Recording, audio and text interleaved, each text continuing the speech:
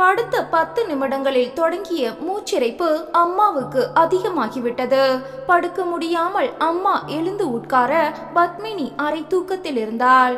பப்பிமா பப்பிமா அம்மா குரல் கொடுக்க பத்மினி படக்கென எழுந்து விட்டாள். முடியலம்மா. பத்மினி விளக்கை போட்டாள். என்னம்மா? மூச்சு விட முடியலம்மா. மாத்திரை போட்டுக்கலையா நீ? சாப்பிட்டம்மா. அம்மாவுக்கு பேச முடியாமல் இழைத்தது. பத்மினி சமையல் கட்டுக்கு போய் வெந்நீர் வைத்து எடுத்து வந்தாள். குடிக்க வைத்தாள். ஒத்தடம் கொடுத்தாள். எதற்கும் கட்டுப்படவில்லை. வேறு வழி இல்லை. ஆஸ்பத்திரிக்கு அழைத்து போக வேண்டியதுதான். அண்ணனின் பெட்ரூமை நெருங்கினாள். கதவை தட்ட கை கூசியது. வேறு வழி இல்லை. தட்டிவிட்டாள். சில நிமிடங்களுக்கு பிறகு அண்ணன் தூக்க கலக்கத்தோடு திறந்தான். அம்மாவுக்கு ரொம்ப முடியலனே. இப்ப மணி என்ன? 10:30. எந்த டாக்டரை போய் தேடுறது? காலையில பாத்துக்கலாம். இல்லனே, விபரீதமா ஏதாவது ஆயிட்டா 24 மணி நேரம் கிளினிக்ல பார்க்கலாம். அண்ணி எழுந்து வந்தாள். என்ன பத்மினி இது? டபுள் டியூட்டி பார்த்துட்டு வந்து அவர் படுத்திருக்கார். உங்களுக்கெல்லாம் இரக்கமே இல்லையா? சாரி அண்ணி, ரொம்ப முடியல அம்மாவுக்கு. அண்ணன் தியாகு எரிச்சலுடன் உள்ளே போய் சட்டையை மாட்டிக்கொண்டான். சரி, ஆட்டோ கொண்டு வரேன். வெளியேறினான். இந்த வீட்ல நிம்மதியா தூங்க கூட முடியாது. மத்தவங்க கஷ்டங்களை புரியாத ஜென்மங்க. அண்ணி முடங்க தொடங்கி விட்டாள். தியாகு ஆட்டோவுடன் வந்து விட்டான். அம்மாவை கூட்டிட்டு வா. பத்மினி அம்மாவை மெல்ல பிடித்து அழைத்து வந்தாள். ஆட்டோவில் ஏற்றினாள். சுசிலா, கதவை சாத்திக்கோ. தியாகு சொல்லிவிட்டு ஆட்டோவில் ஏறினான். ஆட்டோ 24 மணி நேர கிளினிக் வாசலில் நிற்க பத்மினி அம்மாவை தாங்கி பிடித்து அழைத்து வந்தாள். டாக்டர் பரிசோதித்தார். உடனே அட்மிட் பண்ணிடுங்க. இன்ஜெக்ஷன் போட்டு கட்டுப்படுத்த முடியாதா? தியாகு கேட்க, இல்ல சார், நெபுலைசர் வைக்கணும். எங்க பார்வையிலே இருக்கணும். சாதாரணமா விட்டா லங்ஸ் பாதிக்கும். மேலும் நாளைக்கு டெஸ்டுகள் எடுத்துட்டு தான் ட்ரீட்மெண்ட் என்னன்னு தீர்மானிக்க முடியும். சரி சார், காலையில வந்து 3000 ரூபாய் பணம் கட்டிடுங்க. அப்புறமா சொல்றேன். சிஸ்டர், பெட் ஏற்பாடு பண்ணு. கூட இருக்க போறது யாரு? நான் இருக்கேன் டாக்டர்.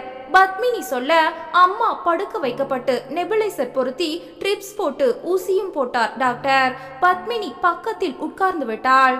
சரி பப்பி, நான் வீட்டுக்கு போயிட்டு காலையில வரேன். அண்ணே, அம்மாவுக்கு மாற்று புடவை, முடிஞ்ச காஃபி கொண்டு வரியா? பார்க்கலாம். காலையில 3000 ரூபாய் பணம் கட்டணும். தவிர இன்னும் எத்தனை இருக்க போகுதோ.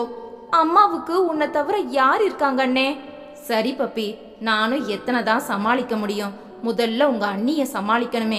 சரி, நான் பண்ணுன பாவம். வேகமாக வெளியே வந்தான். ஒரு ஆட்டோவை தேடி பிடித்து அவன் வீடு வந்து சேரும்போது நள்ளிரவு 12 மணி.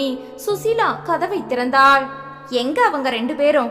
ரொம்ப அதிகமா இருக்கு, அட்மிட் பண்ண சொல்லிட்டாங்க.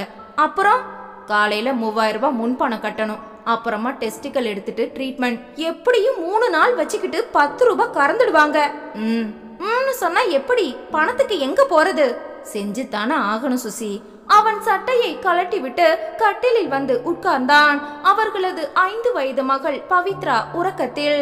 இந்த ரேஞ்சில போனா நம்ம குழந்தை தெருவுல தான் நிக்கணும். சரி சுசி, விட்டுற முடியுமா? அம்மா வாச்சே. விடாதீங்க, கெட்டியா புடிச்சுக்கங்க. ஆனா கட்டுன பொண்டாட்டி, பெத்த மகள் 2 பேரையும் நீங்க தான் பாத்துக்கணும். இப்போ உங்க 2 பேருக்கும் என்னடி கஷ்டம்? என்னதா? வாடகை வீடு, மாச கடைசியில பற்றாக்குறை. நம்ம புள்ள கான்வென்ட்லயா படிக்குது? இல்ல தங்கமும் வைரமுமா என்னை இழைச்சிருக்கீங்களா?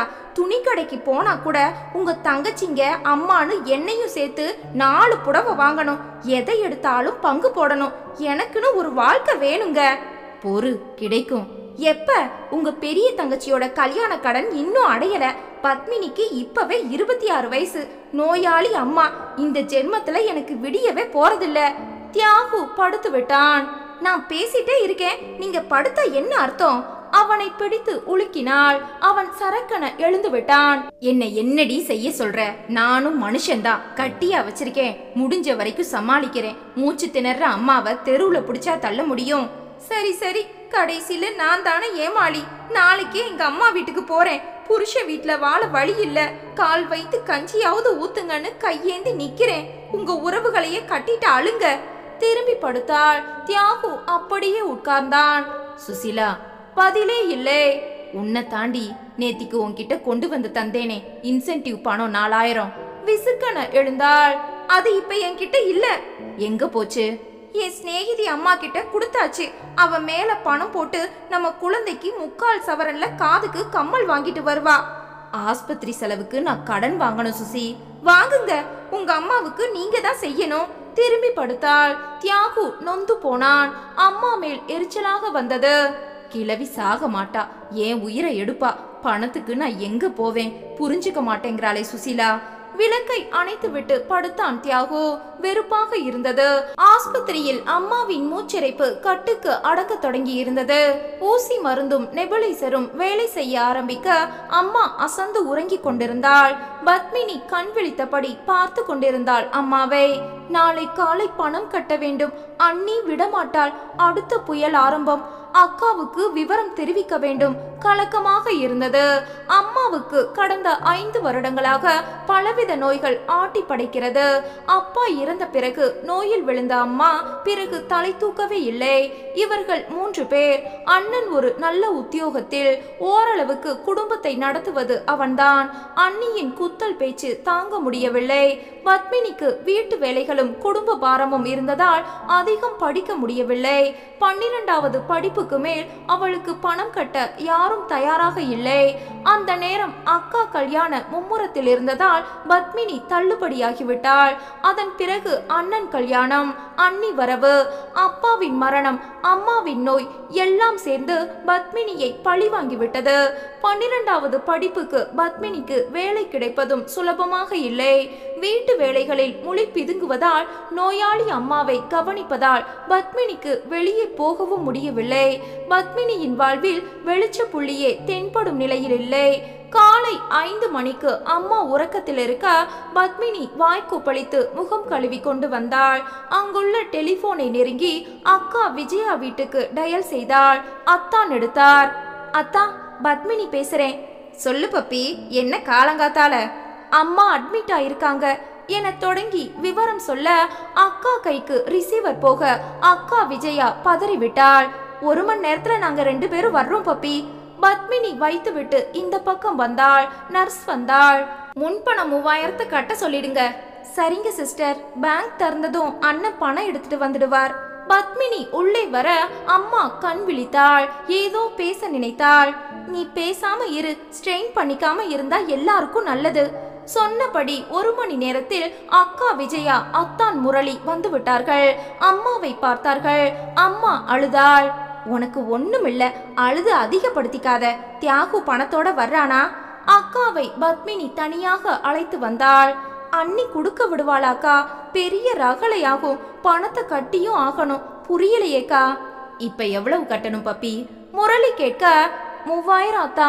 விஜி, நான் போய் ஏடிஎம்ல எடுத்துட்டு வந்துடுறேன். நீ காஃபி சாப்பிட்டியா பப்பி? இல்ல அத்தா. என் கூட வா, 2 பேரும் காஃபி சாப்பிட்டுட்டு பணத்தை எடுத்துட்டு வந்துடலாம். அக்கா அம்மாவை பார்த்துப்பா.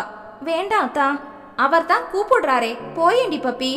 இல்லக்கா, காஃபி கூட சாப்பிட தோணல. சரி, நீங்க போயிட்டு வாங்க. முரளி வெளியேறினான். விஜயா கவலையுடன் அம்மா அருகில் வந்து உட்கார்ந்து கலைந்த கேசத்தை சரி செய்தாள். நான் இருக்கிறதே குடும்பத்துக்கு பாருண்டி விஜி. நீ புலம்பாதம்மா. என்னால அது மட்டும் தானடி முடியும். சரி, அதனால உடம்பு இன்னும் கெட்டு போகும். என்ன செலவாகுது இங்க? தெரியல. முன் பணம் 3000 ரூபாய் கட்டணுமா? அவர் பணம் எடுக்க போயிருக்கார். மாப்பிள்ளைக்கு சிரமம். எதுக்கு உபச்சார வார்த்தைகள்? தியாகு வந்து பணம் கட்டுவானா? சொல்லுமா, இவர் தானே வேண்டி இருக்கு. அம்மா முகம் வாடியது. பத்மினி அருகில் வந்து அக்காவை தொட்டாள். பின்ன என்னடி பப்பி, உண்மைய பேசித்தானே ஆக வேண்டி இருக்கு. நர்ஸ் உள்ளே வந்தாள். எப்படி இருக்கீங்க? பல் தேய்ச்சி வாய் கொப்பளிங்க. ஏதாவது சாப்பிடணும். 2 பேரும் வெளியில இருங்க. அக்கா தங்கை இருவரும் வெளியே வந்தார்கள். முரளி உள்ளே வந்து விட்டான். இந்தா பப்பி, இதுல 5000 இருக்கு. 3000 முன்பணமா கட்டிடு. மீதிய செலவுக்கு வச்சுக்கோ. பில் செட்டில் பண்ணும்போது நான் வர்றேன். வாங்கிக்கோ பப்பி. அத்தானே கட்டிடட்டுமே, அவர் தானே செய்யறார். ராத்திரி முழுக்க தூக்கம் இல்லாம முழிச்சிருப்ப. உங்க அக்கா இங்க இருக்கட்டும். நீ என் கூட நம்ம வீட்டுக்கு வா. குளிச்சு ட்ரெஸ் மாத்திட்டு உங்க அக்காவுக்கு ஏதாவது சமைச்சு எடுத்துட்டு வரலாம். வேண்டாம் அத்தா, அண்ணன் வீடு இன்னும் பக்கத்துல தானே இருக்கு. நான் அங்க போய் குளிக்கிறேன். பாரு விஜி, உன் தங்கச்சி நாம எத்தனை பாசம் காட்டினாலும் ஒட்ட மாட்டேங்கிறா. என்னடி பப்பி இப்படி இருக்க? நம்ம குடும்பத்து மேல அவர் உயிரையே வச்சிருக்கார். நீங்கெல்லாம் இப்படி விலகி நின்னா எப்படி?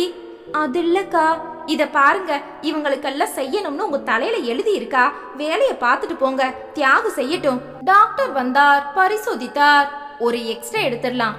அம்மாவை வீல் சேரில் உட்கார வைத்தார்கள். விஜி, நீ கூட போ. பப்பி முந்திக் கொள்ள, நான் போறேன் பப்பி, நீ இரு. விஜயா அம்மாவுடன் போக பப்பி வெளியே நிற்க, உள்ளவா பப்பி.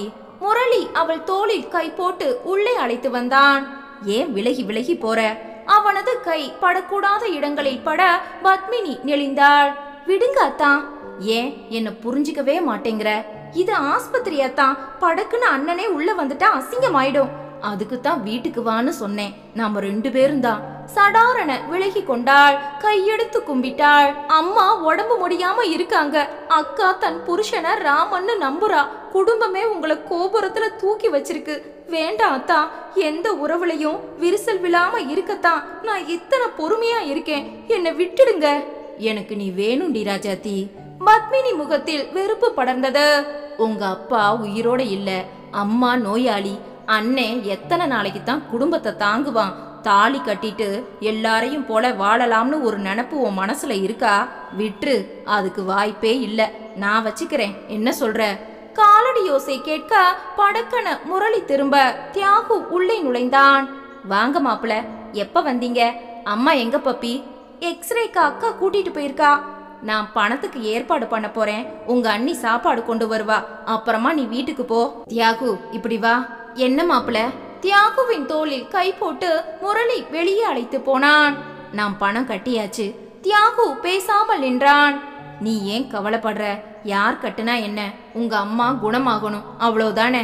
நிமிர்ந்தான் தியாகு. அவ சரியில்லை மாப்பிள, என்னால பிரச்சனைகளை சந்திக்க முடியல. நான் என்ன செய்வேன்? விட்ரா, குடும்பம்னா எல்லாம் தான். சுசிலா மேலையும் தப்பு இல்ல. வாழணும்னு ஆசைப்படுற பொண்ணு எப்ப அளவோஞ்சி எப்ப குளிக்கிறதுன்னு கவலைப்படுறா. ஆத்திரப்படாத. காலம் முழுக்க நீ அவளோட தான் குப்பை கொட்டணும், புரியுதா? மாப்பிள, என்னை இத்தனை தெளிவா புரிஞ்சுக்கிட்டவர் நீங்க ஒருத்தர் தான். நான் ஆம்பளடா. உன்னை போல நமக்குள்ள தவிப்பும் அவஸ்தையும் பொம்பளைக்கு புரியுமா? ஆமா மாப்பிள. அதே நேரத்துல அத்தை நோயாளி. பத்மினிக்கு இன்னும் வாழ்க்கையே தொடங்கல. அதுவும் சங்கடம்தான். ஆமா மாப்பிள, பத்மினிக்கு ஒரு நல்ல மாப்பிள்ளையா பார்த்து கல்யாணம் நடத்தணும். பணம் சேர்த்து வச்சிருக்கியா? எங்க, கடன் தான் வாங்கணும். எவ்வளோ? லட்சக்கணக்குல. எப்படி அடைப்ப? தெரியல மாப்பிள, பயமா இருக்கு, உறுத்தலாவும் இருக்கு எனக்கு. விடு, எல்லாத்தையும் ஒரே சமயத்துல யோசிக்காத. இப்ப அத்தை குணமாகட்டும், மத்தது அப்புறமா. ஆஸ்பத்திரிக்கு நீங்க கட்டுற பணத்தை லோன் போட்டு நான் திருப்பி தந்துடுறேன். நான் கேட்டனா? அதுக்காக வேலைய பாருடா. உன் சம்சாரத்தை சந்தோஷமா வச்சுக்கோ. எக்ஸ்ரே முடிந்து அம்மா வந்து விட்டாள். அண்ணே, அண்ணி வரும்போது என் சேலை ஜாக்கெட்டை எடுத்துட்டு வர சொல்லு. நான் இங்கேயே குளிச்சுட்டு அம்மா கூட இருந்துடுறேன். எதுக்குடி பப்பி? அக்கா சொல்ல, எனக்கு அம்மாவை விட்டுட்டு போக மனசு இல்லக்கா. சொல்லிவிட்டு திரும்ப முரளியின் துளைக்கும் பார்வை. அண்ணியும் இங்கே வந்து நான் தனியாக வீட்டுக்கு போனால் இந்த காமுகன் வந்து விடுவான். என்னை எப்படியாவது அடைந்து விடுவது என்று அழைப்பாகிறான். வீடு முழுக்க உத்தம பட்டம், உள்ளே உழவும் மிருகம். எத்தனை காலம் இந்த மனிதனிடமிருந்து நான் தப்பிக்க போகிறேன்? பத்மினிக்கு கவலையாக இருந்தது. அடுத்த 4 நாட்களும் அம்மா ஆஸ்பத்திரியில். பத்மினி முழுக்க முழுக்க அம்மாவுடன் இருந்தாள். அக்கா விஜயா அவ்வப்போது வந்து பார்த்து கொண்டாள். அண்ணி சுசிலா முதல் நாள் சாப்பாடு சகிதம் வந்ததுடன் சரி, பிறகு வரவே இல்லை. வீட்டுக்கும் ஆஸ்பத்திரிக்கும் அழைப்பாய்ந்தவள் பத்மினிதான். இரவு முழுக்க அம்மாவுக்காக கண் விழித்து காலையில் அக்கா வந்ததும் அம்மாவை ஒப்படைத்துவிட்டு வீட்டுக்கு போய் குளித்து சமைத்து எடுத்து கொண்டு வருவாள். விஜயாவுக்கு வேதனையாக இருந்தது. பப்பி, நீ என்னடி மிஷினா? பரவாயில்லக்கா. முதல் நாள் வந்த தியாகு, அப்புறமா இந்த பக்கம் எட்டி பார்க்கல பாரு. பணத்தை கட்ட உங்க அத்தா, உழைக்க நீ. என்னடி இது? நாக்க புடிங்கிக்கிற மாதிரி நான் 4 கேள்விகள் கேட்கட்டுமா? எதுக்குக்கா? நீ கேட்டுட்டு போயிடுவ. நாங்க அந்த வீட்ல இருந்து சமாளிக்கணுமே. வேணாண்டி, என் கூட நீயும் அம்மாவும் வந்துடுங்க. இவர் ஒன்னும் சொல்ல மாட்டார். பத்மினி பதறிவிட்டாள். ஐயோ அக்கா, ஏண்டி நெருப்பு மிதிச்ச மாதிரி அலற? எங்க வீட்டுக்கு வரக்கூடாதா? அப்படி இல்லக்கா, ஏற்கனவே அண்ணனுக்கு பொறுப்பில்ல. நாங்களும் வந்துட்டா அவனுக்கு குளிர் விட்டு போகாதா? கடமை அவனுக்கு தானே. ஆமாண்டி விஜி, பப்பி சொல்றதுல ஒரு நியாயம் இருக்கு. அம்மா சொன்னாள். டாக்டர் வந்து பார்த்தார், பரிசோதித்தார். நாளைக்கு டிஸ்சார்ஜ் பண்ணிடலாமா? மருந்துகளை எழுதி தர்றேன். டயட் கூடாது, குளிர்ச்சியான பொருள் வேண்டாம், பத்திய சமையலா சாப்பிடுங்க, டென்ஷன் அறவே கூடாது சொல்லிவிட்டு டாக்டர் போய்விட்டார். டென்ஷன் இல்லாம எப்படி இருக்க முடியும்? மாலை 4 மணிக்கு பில் வந்தது. மொத்தம் 17,000. 3,000 கழித்து 14,000. பத்மினிக்கு மூச்சை அடைத்தது. விஜயா வாங்கி பார்த்தாள். இத தியாகு தான் கட்டணும். இவருக்கு என்ன காசு கொட்டுதா? வரட்டும், நான் பேசுறேன். பத்மினிக்கு கலக்கமாக இருந்தது. 6 மணிக்கு முரளி வந்தான். பில் வந்தாச்சா பப்பி? கொண்டா. விஜயா கொடுத்தாள். இத பாருங்க, இத நீங்க கட்ட வேண்டாம், தியாகு கட்டட்டும். நீங்க ஓவரா செஞ்சு காட்டிட்டா அவன் சுகமா இருப்பான். அம்மாவுக்கு சுருக்கன குத்தியது. விஜி, மாப்பிள கட்ட வேண்டாம், தியாகு கட்டலனா நான் டாக்டர் காலில் விழுந்து அலறேன். நான் சொன்னது உனக்கு பிடிக்கலையாமா? உன் பிள்ளை செய்யலைனா சொல்லத்தான் செய்வேன். அதுக்கு நான் என்னடி செய்ய முடியும்? என்ன மாதிரி அம்மாக்கள் உயிரோடு இருக்கவே கூடாது. மூச்சு திணறனப்ப அப்பவே போயிருந்தா இந்த பேச்செல்லாம் கேட்க வேண்டாம் பாரு. விஜி, நீ பேசுறது அத்தைய நோகடிக்குது. இல்ல மாப்பிள, செய்யாதவங்க கிட்ட பேச்சு வாங்கும்போது செய்யறவ பேசுனா என்ன தப்பு? அம்மா, நான் உன்னை பேசுறேன், நான் சொல்றேன். விஜி, பில்ல கொண்டா. வெடுக்கன பறித்தான் முரளி. பப்பி, எல்லாத்தையும் பேக் பண்ணு, நாளைக்கு காலையில டிஸ்சார்ஜ் பண்ணிக்கலாம். சரியத்தா. ஒரு புள்ள குட்டின்னு 10 வருஷமா எங்களுக்கு எதுவும் இல்ல, அதனால பொழைச்சு போகுது. விஜி சொன்னதும் இன்னும் குத்தியது. பப்பி, என் கூட வா. எதுக்கு அத்தா? கூப்பிட்டா போயண்டி பப்பி, பணத்தால அவர் செய்யறார், பக்கத்துல இருக்க கூட உங்களுக்கெல்லாம் கசக்குதா? அது இல்லக்கா. பப்பி வெளியே வந்தாள். வா, மருந்துகளை வாங்கிட்டு வந்துடலாம். தோளில் கை போட்டான் முரளி. விடுங்க, இன்னைக்கு ராத்திரி உங்க அம்மா கூட அக்கா இருக்கட்டும், நீ ஏன் கூட வந்துடு. பத்மினி பேசவில்லை. இனிமே என்னால பொறுத்துக்க முடியாது, இந்த மாதிரி சந்தர்ப்பங்கள் அமையாது. நான் அக்கா கிட்ட சொல்லட்டுமா? என்னன்னு? படுக்க கூப்பிடுறாருன்னு. அரைப்பட்டதை போல நிமிர்ந்தான் முரளி. நீங்க அம்மாவுக்காக செலவழிக்கிற இத்தனை பணமும் பாசத்தாலன்னு அக்கா நம்புறா. உள்நோக்கம் இதுதான்னு தெரிஞ்சா என்னாகும்? மிரட்டலா? இல்ல அத்தா, உண்மை. உன் குடும்பத்துல எனக்குள்ள நல்ல பேருக்கு நான் நினைச்சா உன்னை உங்க அம்மாவை தெருவுல நிறுத்த முடியும், பாக்குறியா? பத்மினி பேசவில்லை. விவகாரம் இல்லாம உன் முழு சம்மதத்தோட உன்னை அடைய நினைக்கிறேன். விடாமுயற்சிக்கு வெற்றி கிடைக்கும். நீ வருவ, என்ன தேடி வருவ. அதுக்கான நெருக்கடிய நான் உண்டாக்குறேன் பாரு. பத்மினி பீதியுடன் பார்த்தாள். இது உனக்கும் எனக்கும் மத்தியில நடக்கிற பனிப்போர். நான் ஜெயிக்கிறேன் பாரு. 7 மணிக்கு புறப்பட்டு விட்டார்கள். மறுநாள் காலை பணத்தை கட்டி டிஸ்சார்ஜ் செய்து விட்டார்கள். அது ஞாயிற்றுக்கிழமை. அம்மாவை அழைத்து கொண்டு வீட்டுக்கு வர தியாகுவும் சுசிலாவும் இருந்தார்கள். பத்மினி அம்மாவை படுக்க வைத்தாள். டிஸ்சார்ஜ் பண்ணியாச்சா? விஜயா தியாகுவிடம் வந்தாள். 17,000 ரூபாய் இவர் தான் கட்டுனார். வீட்டுக்கும் நாங்க தான் கூட்டிட்டு வந்திருக்கோம். ஏண்டா, உனக்கும் இவங்க அம்மா தானே, எந்த பொறுப்பு இல்லாம 3வது மனுஷன் மாதிரி இருக்க உனக்கு வெக்கமா இல்ல?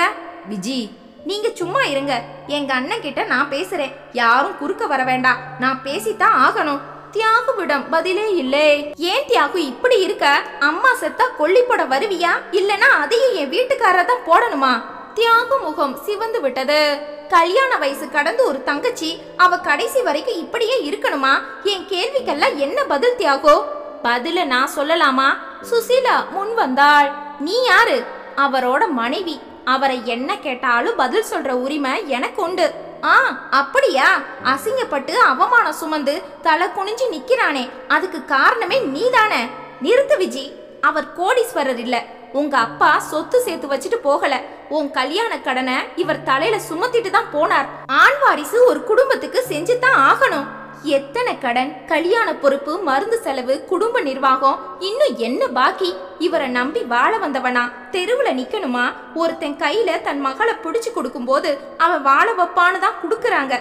உச்சந்தலையில மலைய தூக்கி வச்சா யாரால தாங்க முடியும்? உங்க குடும்ப சுமைகளை காலம் முழுக்க சுமந்தா ஏன் குழந்தையோட கதி என்ன? சுசிலா படபடவன புரிந்து விட்டாள். அப்படின்னா அம்மா பப்பிய இப்பவே கழுத்தை பிடிச்சு வெளியில தள்ளிடு. நான் ஏன் அதை செய்ய போறேன்? உன் அண்ணன் உங்களை எல்லாம் மாளிகையில உட்கார வச்சு மரியாதை செய்யட்டும், நானா தடுக்கிறேன்? இத கேட்க நீ யாரு? அம்மாவுக்கு மகள் பிள்ளை செய்யறத முகம் சுளிக்காம மாப்பிள்ளை செய்யறார். செஞ்சுட்டு வந்துதான் பேசுறோம். வெறும் கைய வீசிட்டு வந்து வெட்டி நியாயம் பேசல, புரியுதா? விஜி, போதும். இல்லைங்க, நீ நிறுத்த போறியா இல்லையா? செஞ்சிட்டு வந்து அதை சொல்லி காட்டுறது மகா கேவலம். என்ன உங்க வீட்ல நிக்க வச்சு அசிங்கப்படுத்தாத. இதுக்கு மேல நீ பேசுனா நமக்குள்ள பிணைப்பு உடையும். வேணுமா? விஜயா மௌனமாகிவிட்டாள். புறப்படு பப்பி, நாங்க வர்றோம். இருங்க, சாப்பிட்டுட்டு போகலாம், அம்மா தீனமாக சொன்னாள். இந்த வீட்ல சாப்பிடுறதை விட விஷத்தை குடிச்ச கௌரவம், வாங்க போகலாம். விஜயா வேகமாக இறங்க மாமியாரிடம் வந்தான் முரளி. அத்தை, அவ படபடப்பா பேசுறத மனசுல வச்சுக்க வேண்டாம். நான் எப்பவும் இங்க வருவேன், புரியுதா? மாப்பிள்ள, நீங்க என் வயிற்றுல பிறக்காம போனது நான் செஞ்ச பாவம். ஏன் அப்படி சொல்றீங்க? இப்பவும் நான் உங்க பிள்ளைதான். அம்மா அழுது விட்டாள். அம்மாவை தன்னோடு சேர்த்து அணைத்து கொண்டு முரளி ஆறுதல் சொல்ல பத்மினி பார்த்தாள். வெறுப்பாக இருந்தது. வயதான பெண்மணியை கூட இவன் காமத்தோடு தான் அணைப்பான். பத்மினியிடம் வந்தான். வீட்டுக்கு வா பப்பி. அந்த பார்வையில் ஒரே நொடியில் பத்மினியை கற்பழித்து விட்டான். தியாகுவிடம் வந்தான். தோளில் கை போட்டான். மாப்பிள்ள, என்ன மன்னிச்சிடுங்க. விட்ரா, நான் ஏதாவது சொன்னா உன்ன. விஜி பேசுறத மனசுல வச்சுக்காத, உன் தங்கச்சி தானே. சுசீலாவிடம் வந்தான். ஏற இறங்க பார்த்தான். உன்கிட்ட நான் கொஞ்சம் தனியா பேசணும். சாயங்காலம் வரச்சித்தி விநாயகர் கோயிலுக்கு நீ மட்டும் வா. சரிண்ணே, நான் வர்றேன். சரக்கன வாசலில் இறங்கி நடந்தான். தியாகு உள்ளே வந்தான். மாப்பிள்ள உன்கிட்ட என்ன சொன்னார்? நீ மட்டும் கோயிலுக்கு வா, பேசணும்னு சொல்றார். என்னவா இருக்கும்? அவர் நல்லவர் சுசி. பார்க்க போனா பொறுப்பு எனக்கு தான். அவர் செய்யறார். விஜி சத்தம் போட்டாலும் இவர் கடுமையா ஒரு சொல் சொல்றதில்ல. உங்களை சொல்லல, என்ன சொல்லுவாரோன்னு தெரியலையே. கேட்டுட்டு வா. அந்த மனுஷனை நாம மதிச்சே ஆகணும் சுசி. நான் மறுக்கல. உன்னாலதான் குடும்பம் நாசமாகுதுன்னு என்ன குற்றம் சாட்டுனா நான் பொறுத்துக்க மாட்டேன். அப்படி செய்யணும்னா இந்த வீட்டு மாப்பிள்ளைங்கிற ஹோதாவுல அதை இங்கேயே செஞ்சிருக்கலாமே. பொறுமையா இரு, சாயங்காலம் தெரிய போகுது. சுசீலா அர்ச்சனை தட்டுடன் 6 மணிக்கு வர சித்தி விநாயகர் கோயிலுக்குள் நுழைந்தாள். அர்ச்சனை முடித்தாள். பிரகாரம் சுத்தி விட்டு வந்தாள். முரளியை காணவில்லை. வரமாட்டாரா? இவர் என்கிட்ட என்ன பேச இருக்கு? குழப்பமாக உட்கார, சுசிமா வந்து நேரமாச்சா? குரல் கேட்டு திரும்ப முரளி நின்றான். கையில் நெய் விளக்குகள். வாங்கண்ணே, இத உன் கையால ஏத்திட்டு வந்துடு. கொடுங்கண்ணே. அவள் ஏற்றி விட்டு வந்தாள். இப்படி உட்காருமா. சற்று தள்ளி சுசீலா கலவரத்துடன் உட்கார்ந்தாள். அவனை பார்க்க சங்கடப்பட்டு தரையை பார்க்க, என்ன அண்ணன் சண்டை போடத்தான் இங்க வர சொல்லி இருப்பாருன்னு பயந்துட்டு என் முகத்தை பார்க்காம இருக்கியா? இல்லனே, அது தடுமாறினாள். உன்கிட்ட எந்த தப்பு இல்லாதப்ப நான் எதுக்கு கோவப்படணும்? சுசீலா தெம்பாக நிமிர்ந்தாள். நீ வாழ வந்த பெண், உனக்கும் ஒரு பெண் குழந்தை இருக்கு. எல்லாரையும் போல நீயும் வாழணும்னு ஆசைப்பட்டா அதுல என்னம்மா தப்பு? அண்ணே, எனக்கு உன் உள் உணர்வுகள் புரியுதுமா. இந்த குடும்ப சூழ்நிலை வேறையா இருக்கு. அவங்கள சொல்லியும் தப்பு இல்ல. அதுக்காக நீ பழிகாடாவாக முடியுமா சுசிமா? சுசீலா ஆச்சரியப்பட்டாள். தியாகு தடுமாறி நிக்கிறான். அவன் லட்சக்கணக்காவா சம்பாதிக்கிறான். பப்பி கல்யாண வயசை கடந்து நிக்கிறா. நோயாளி தாய், எதுக்குன்னு அவன் செலவழிப்பான். பாவம். அண்ணே, விஜி புரியாம கூச்சல் போடுறா. அதை நீங்க யாரும் பெருசா எடுத்துக்க வேண்டாம். அப்படி இல்லனே. இத பாரு, உன்னை நான் எதுக்கு வர சொன்னேன் தெரியுமா? சொல்லுங்கண்ணே. தினசரி போராட்டத்தோட இந்த குடும்பத்திலேயே உழண்டுகிட்டு இருந்தா யாருக்கும் நிம்மதி இருக்காது. வேற வழி என்ன அண்ணே? இருக்கு சுசிமா. தியாகுவும் நீயும் தனி குடித்தனம் போயிடுங்க. அண்ணே, என்ன சொல்றீங்க? அவளையும் மீறி குரலில் உற்சாகம் குதித்து விட்டது. நீங்க 2 பேரும் தனி குடித்தனம் போனாதான் உங்க வாழ்க்கையில நிம்மதி இருக்கும். குழந்தையும் நல்ல விதமா வளரும். புரியுதா? எப்படி அண்ணே போக முடியும்? அத்தை பப்பின்னு 2 பேரும் பொம்பளைங்க. ஒன்னு நோயாளி, ஒன்னு கல்யாணமாகாத பெண். விட்டுட்டு போனா ஊரு உலகமும் பழிக்காதா? அண்ணி விஜியே எங்களை விட்டுருவாங்களா? நீ சொல்றது சரிதான். ஊரு உலகமும் பேசாத அளவுக்கு இதை நடத்தணும். மீறி பேசுற 4 பேரை பத்தி நாம கவலைப்படக்கூடாது சுசிமா. எப்படின்னே? முதல்ல இந்த யோசனைக்கு இவரே சம்மதிப்பாரா? அவன்தான் முன்காலை எடுத்து வைக்கணும். வாழ்நாள் முழுக்க முட்டலும் மோதலுமா வாழ்ந்தா யாருக்கு சந்தோஷம்? சரினே, அத்தையும் பப்பியும் எப்படி? இத சொல்றனா அவங்கள அம்போன்னு விட்டுருவேனா? நீங்க 2 பேரும் சந்தோஷமா வாழணும்னு நினைக்கிற மாதிரி அவங்களும் வாழ ஆலோசனை தர மாட்டனா?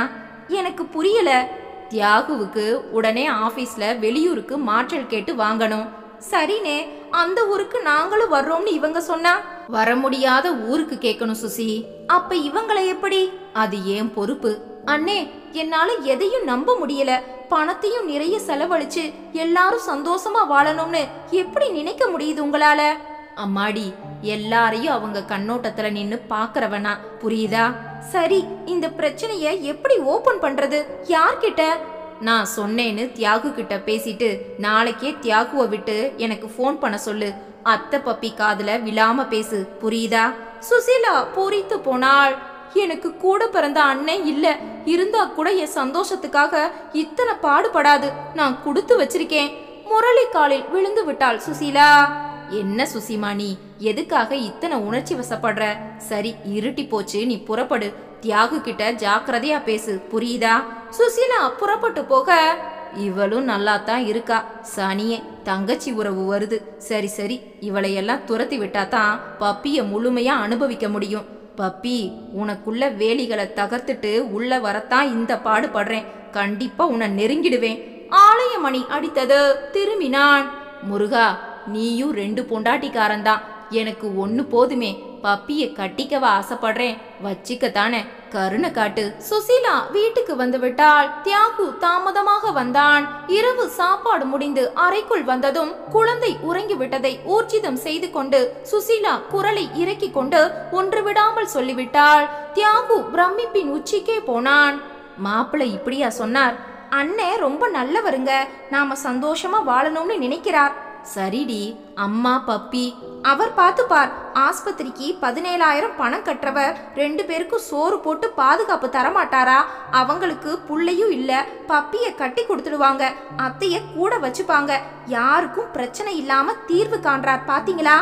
ஆமாண்டி, நடக்குமா? என்னை கூப்பிட்டு தெளிவா பேசுறவர் உங்களுக்கும் ஆலோசனை தருவார். நீங்க அவர் சொல்றபடி கேளுங்க. சுசீலா பந்தாக துள்ளி கொண்டிருந்தாள். மறுநாள் அந்த உணவகத்தில் முரளி எதிரே தியாகு பவ்யமாக உட்கார்ந்திருந்தான். தியாகு, ஊட்டியில உங்க கிளை இருக்கா? இருக்கு மாப்பிள்ள, மாற்றல் கூட சுலபமா கிடைக்கும். குளிர் ஊருன்னு அத்தனை சுலபமா யாரும் போக மாட்டாங்க. நீ அப்ளை பண்ணு. ஏன் மாப்பிள்ள ஊட்டி? ஏண்டா, உனக்கு யோசனையே வராதா? உங்க அம்மா ஆஸ்துமா நோயாளி, மலை பிரதேசம் வேண்டாம்னு டாக்டர்கள் கண்டிப்பா சொல்லுவாங்க. அத்தையும் பப்பியும் எப்படி வர முடியும்? உன் குழந்தைக்கு நல்ல பள்ளிக்கூடம் அங்க இருக்கே. தியாகு ஆடி போனான். உடனே மாற்றல் வாங்கு, மூட்டையை கட்டு, புறப்படு. அம்மா பப்பி நான் கூட்டிட்டு போயிடுறேன். விஜி அக்கா தானே, 3வது மனுஷி இல்லையேடா. தியாகு நெகிழ்ந்து விட்டான். என் பாரத்தை குறைச்சு நாங்க நல்லா வாழணும்னு என் கூட பிறந்தவங்க கூட நினைக்கல. ஆனா மாப்பிள்ள, நீங்க நினைக்கிறீங்க. நீங்க கிடைக்க நாங்க புண்ணியம் செஞ்சிருக்கோம். ஆனா இது நடக்குமா மாப்பிள்ள? மாற்றல் கிடைக்குமா? அது கிடைக்கும். ஆனா அம்மா சகோதரிகள் விடுவாங்களா? அத நான் பாத்துக்கிறேன்டா. முடியுமா மாப்பிள்ள? என் பேரு ரொம்ப கெட்டு போயிடுமா? பயமா இருக்கு. இத பாரு, உரல்ல தலைய விட்ட பிறகு உலக்கைக்கு பயந்து லாபம் இல்ல. என் மேல உனக்கு நம்பிக்கை இருக்கா இல்லையா? தியாகு படக்கன முரளி கையை பிடித்து கொண்டான். மாப்பிள்ள, கடவுள் கூட என்கிட்ட கருணை காட்டல.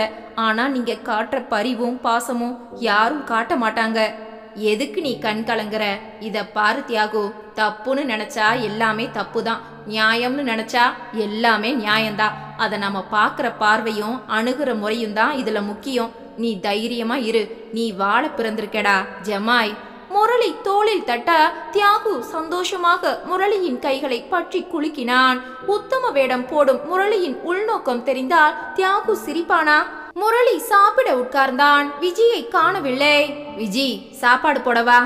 எல்லாம் டேபிள் மேல இருக்கு, போட்டு சாப்பிடுங்க. உள்ளிருந்து குரல். ஏன், உனக்கு என்ன வேலை? நீ வரமாட்டியா? விஜயா வந்தாள். இல்லைங்க. நீ சாப்பிட்டியா? வா உட்காரு, 2 பேரும் சாப்பிடலாம். எனக்கு பசிக்கல. ஏன், உன் முகத்துல எப்பவும் இருக்கிற சிரிப்பு இல்ல? என்ன காரணம் விஜி? இருக்கிறதே 2 பேர், சந்தோஷமா இருக்க வேண்டாமா? எப்படிங்க இருக்க முடியும்? ஏமாளி புருஷனை கட்டிக்கிட்ட பொண்டாட்டி எப்படி சந்தோஷமா இருக்க முடியும்? நான் ஏமாளியா? இல்லையா பின்ன. இழிச்ச வாயன்னு நெத்தியில பெருசா எழுதி ஒட்டி இருக்கே. விஜி, என் பிறந்த வீட்டுக்காக எத்தனை செலவழிப்பீங்க? நான் பேசுனா வாய அடைச்சிடுறீங்க. என்னம்மா நீ? உன் அம்மா எனக்கும் அம்மா தானே.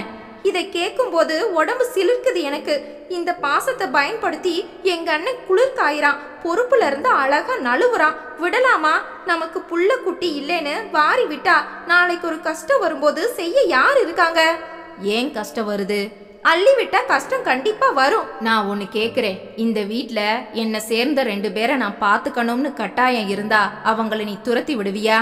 ஒரு காலமும் மாட்டேன். அது நம்ம கடமை. அந்த கடமை எங்க அன்னிக்கு இப்ப இருக்கு. விஜி, நானா நீயான்னு பணத்துக்கு கணக்கு பார்த்து தர்க்கம் பண்ணுனா வயசானவங்க மனசு என்ன பாடுபடும்? நமக்கு செய்ய யாருக்குமே பிடிக்கலையான்னு நொந்து போக மாட்டாங்களா? அது உண்மைதாங்க. விட்டுடுமா, இருக்கிறதே 6-7 பேரு. இதுல என்ன கணக்கு வழக்கு? கையில இருந்தா கொடுப்போம், இல்லைன்னா சொல்லிடுவோம். வரும்போது எதையும் கொண்டு வரல, போகும்போது கொண்டு போகவும் போறதில்ல. நடுவுல எதுக்கு பகையும் கசப்பும்?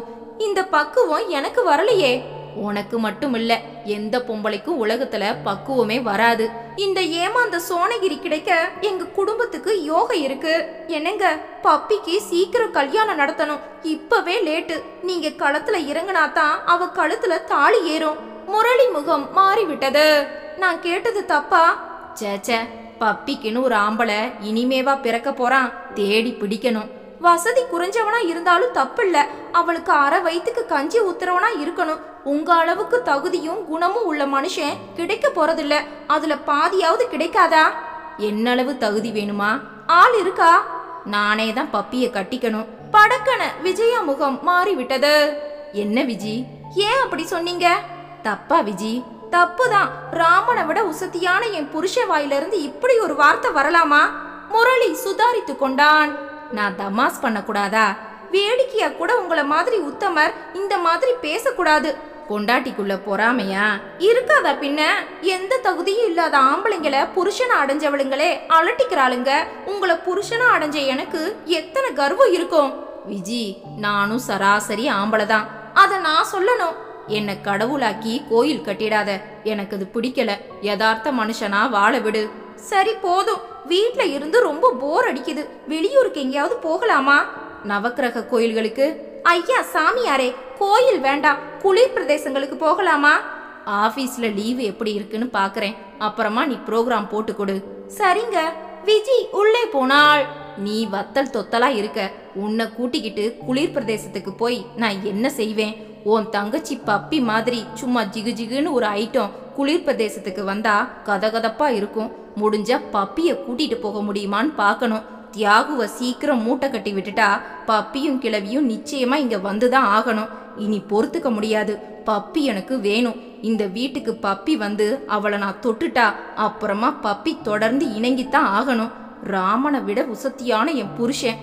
பாவம் விஜி, இப்படி ஒரு நம்பிக்கையா? ஏண்டி, நான் ராமன் என்னைக்காவது எப்பவாவது சொல்லியிருக்கேனா? நீங்களா என்ன கோபுரத்துல தூக்கி வச்சுட்டு பூஜை பண்ணுனா அதுக்கு நானாடி பொறுப்பு? சராசரி மனுஷனா வாழ விட மாட்டீங்களாடி? எனக்கு பப்பி வேணும். பகிரங்கமா நாளைக்கே நான் சொல்லிட்டா இவளுகளால என்ன செய்ய முடியும்? அது கஷ்டம். பப்பி கை நழுவிட்டா பிடிக்க முடியாது. சீனு காரி துப்பிட்டு நடந்துட்டா அப்புறமா கிடைக்கவே மாட்டா. பக்குவமா நடந்து அவளே படுக்கை போடும்படி செய்டா. அதுதான் புத்திசாலித்தனம். தியாகு உயரதிகாரியின் எதிரே இருந்தான். சொல்லுங்க தியாகு. சார், ஊட்டில நம்ம கிளையில வேக்கன்சி இருக்கா? ஏன் தியாகு? எனக்கு அந்த வாய்ப்பு கிடைச்சா என்னை ஊட்டிக்கு மாற்றி விட முடியுமா? அவர் ஆச்சரியமாக பார்த்தார். இங்க எல்லா வசதிகளோடும் சென்னையில இருந்துட்டு எதுக்காக ஊட்டி வேணும்னு கேக்குறீங்க? குளிர் பிரதேசம் சரிப்படுமா? குடும்ப சூழ்நிலை கொஞ்ச நாள் ஊரை விட்டு போனா தேவலைன்னு இருக்கு சார். நீங்க மட்டுமா? ஐயோ இல்ல, மனைவி மகளோட தான் போறேன். கிடைக்க வாய்ப்பு இருக்கா? பிரச்சனை எதுவும் இல்ல, நான் பாத்துறேன். உடனடியாக ஊட்டி கிளைக்கு தொலைபேசியில் முயன்றார். கிடைத்தது. அங்கிருந்து சென்னைக்கு வர யாருக்காவது விருப்பம் இருக்கா? சார், 2-3 பேர் விரும்புறாங்க. நல்லது. யார் சீனியர்னு பார்த்து அவருக்கு மாற்றல் உத்தரவு போடுங்க. இங்கிருந்து ஒருத்தர் அங்க வர தயாரா இருக்கார். சரிங்க சார். மிஸ்டர் தியாகு, நீங்க எப்ப ரெடியோ அப்ப போகலாம். சார், ஒரு கோரிக்கை. என்ன? இந்த மாற்றல் நான் கேட்டதா இல்லாம கம்பெனியா எனக்கு கொடுத்ததா இருக்கட்டும். என் குடும்பத்தை பொறுத்த வரைக்கும் அது உங்க பிரச்சனை. நாங்க தலையிட முடியாது. வீடு கூட இருக்கு. அதிகாரப்பூர்வமான உத்தரவு உங்களுக்கு அநேகமா நாளைக்கே வந்துடும். நன்றி சார். தியாகு உற்சாகமாக வெளியே வந்தான். உடனே முரளிக்கு போன் போட்டான். சொல்லு தியாகு. மாப்பிள, உங்களுக்கு முதல்ல நன்றி. ஊட்டிக்கு மாற்றல் கேட்டு வாங்கியாச்சு. உடனே தர்றதா சொல்லிட்டாங்க. நான் உங்ககிட்ட பேசினதா கண்டுக்க வேண்டாம். சரி ஜமாய், சீக்கிரம் புறப்பட தயாரா இரு. தியாகுவுக்கு வேலையே ஓடவில்லை. இத்தனை நாள் குடும்பத்துடன் உழன்றாகிவிட்டது. தனிமையான ஒரு வாழ்வு அமையவே இல்லை. மனைவி மகளுடன் மலை பிரதேசத்தில் தனி குடித்தனம் அப்படியொன்றும் வயதாகிவிடவில்லை. வாழ்க்கையை அனுபவிக்க இதுதான் சரியான தருணம். மாலை வரை தவித்தான். எப்படி பேச வேண்டும் என்று ஒத்திகை பார்த்து கொண்டான். மாற்றல் கிடைத்து விட்டாலும் ஏதாவது ஒரு வடிவத்தில் பிரச்சனை வந்து நிற்கும். மாப்பிள்ளை கை கொடுப்பார். ஐடியா தந்தவரே அவர்தானே. வீட்டுக்குள் நுழைந்தான். முகத்தை இறுக்கமாக வைத்துக் கொண்டான். சுசீலா காஃபி தந்தாள். குடித்துவிட்டு நிமிர்ந்தான். அம்மா உள்ளே படுத்திருந்தாள். சுசி, பப்பி, 2 பேரும் கொஞ்சம் உள்ள வாங்க. இருவரும் வந்தார்கள். கட்டிலில் உட்கார்ந்தான் தியாகு. புதுசா ஒரு பிரச்சனை வந்திருக்கு. என்ன? ஊட்டிக்கு என்ன மாத்தி இருக்காங்க. உடனே அங்க ஜாயின் பண்ணணும். பதவி உயர்வு தந்து மாற்றல். அந்த கிளைய கொஞ்சம் முன்னேற்றி விடணுமா? திடீர்னு இப்படி மாற்றல் கொடுத்தா எப்படிங்க? வேலைன்னு வரும்போது மாட்டேன்னு சொல்ல முடியுமா சுசி? போய்த்தானே ஆகணும். நீங்க மட்டும் போனா எப்படிங்க? நான் மட்டும் போறதெல்லாம் நடக்காது. எனக்கு சமைக்க தெரியாது. ஹோட்டல் சாப்பாடு சேராது. அம்மா நிமிர்ந்தாள். வீடு கிடைக்குமாப்பா? அதுல பிரச்சனை எதுவும் இல்லம்மா. அப்படின்னா எல்லாருமே போயிடலாம் தம்பி. சுசீலா கடுப்புடன் தியாகுவை பார்த்தாள். ஏண்டா? ஊட்டி குளிர் பிரதேசமா, கண்டிப்பா உனக்கு சேராது. டாக்டர்கள் அனுமதிக்க மாட்டாங்க. வம்ப விலை கொடுத்து வாங்கணுமா? புரியுதுப்பா. நீ இருக்கிற இடத்துல தானே நான் இருந்தாகணும். அப்ப சூழ்நிலைக்கு தக்க மருந்து மாத்திரைகளை வாங்கிட்டு வாழ வேண்டியதுதான். என்ன மாதிரி நோயாளிகள் ஊட்டில இருக்க மாட்டாங்களா என்ன? அம்மா, அது கஷ்டம்மா. அங்க போய் நீ படுத்த படுக்கை ஆயிட்டா ஊரும் புதுசு. நான் என்ன செய்வேன்? உத்தியோகத்தை விட்டுட்டு உன் கூடயே இருக்க முடியுமா? பத்மினி எதுவும் பேசவில்லை. எல்லாம் சரி தியாகு. நானும் பத்மினியும் பொம்பளைங்க. நீங்க இல்லாம எப்படி இங்க தனியா இருப்போம்? அது மட்டும் இல்ல, 2 குடும்ப செலவை உன்னால நடத்த முடியுமா? கஷ்டம் இல்லையா? வேணும்னா செஞ்சுதானமா ஆகணும். இல்லைன்னா நீ மட்டும் போ. பேச்சுலர் ரூம் பார்த்துட்டு இரு. செலவு குறையும் இல்லையா? அவருக்கு சேராதுன்னு சொல்றாருல்ல. நான் வேலைக்கும் போகல. அவரை தனியா விட்டுட்டு நான் இருக்க வேண்டிய அவசியம் என்ன? தியாகு பத்மினியிடம் வந்தான். நீ என்ன சொல்ற பப்பி? அபிப்பிராயம் சொல்ற நிலையில நான் இல்ல அண்ணே. நீங்கெல்லாம் என்ன சொல்றீங்களோ அதை நான் கேட்டுக்கிறேன். என்னங்க, நீங்க போயும் ஆகணும். வீட்டு விவகாரத்தையும் சரி கட்டணும். அண்ணனை கூப்பிடுங்க. அவர் இந்த வீட்டு மாப்பிள்ள. பல சமயம் நம்ம பாரங்களை அவர் தான் ஏத்துக்கிறார். அதுக்கு நல்ல தீர்வு சொல்றார். அவரால் தான் எல்லாருக்கும் திருப்திகரமான ஒரு முடிவை சொல்ல முடியும். ஆமாம்மா, சுசிலா சொல்றது நியாயம்தான். மாப்பிள்ள தான் இந்த வீட்டுக்கு எல்லாமே. அவருக்கு தகவல் சொல்லுங்க. விஜி கோவப்படுவாளேப்பா. என் புருஷனை எல்லாத்துக்கும் இழுக்காதீங்கன்னு கத்துவாளே. அவ கடக்கா. மாப்பிள்ள தான் நமக்கு முக்கியம். சுசீலா போய் டயல் செய்தாள். முரளி எடுத்தான். அண்ணே, நான் சுசீலா. சொல்லுமா. இவருக்கு ஊட்டிக்கு கட்டாய மாற்றல். குடும்பமே குழப்பத்துல இருக்கு. நீங்க உடனே வரணும். அண்ணே, உங்களை விட்டா ஆலோசனை சொல்ல எங்களுக்கு யாரும் இல்ல. வர்றேம்மா. அண்ணே, அண்ணிக்கிட்ட விவரத்தை சொல்லுங்க. சொல்றேம்மா. ரிசீவரை வைத்தாள். பத்மினி சகலமும் பார்த்து கொண்டிருந்தாள். நெஞ்சுக்குள் ஒரு சூறாவளி வீச தொடங்கிவிட்டது. முரளிக்கு சாதகமாக எல்லாமே அமைகிறது. முரளி இந்த வாய்ப்பை நிச்சயமாக விடமாட்டான்.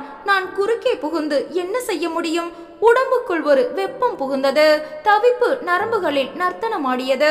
ஒரு ஓரமாக போய் உட்கார்ந்து விட்டாள்.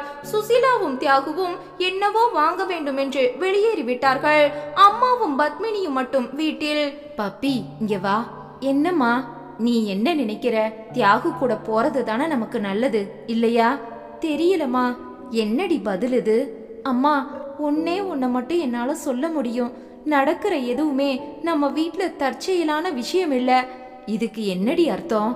நான் எதை சொன்னாலும் உன்னால புரிஞ்சுக்க முடியாதுமா. விற்று. நம்ம வாழ்க்கை புயல்ல சிக்கின படகு மாதிரி. போற பாதைய படகால தீர்மானிக்க முடியாது. ஏண்டி பயப்படுத்துற? பப்பி பேசவில்லை. மாப்பிள்ள வந்து எல்லாத்துக்கும் நல்ல ஒரு தீர்வா சொல்லுவார்.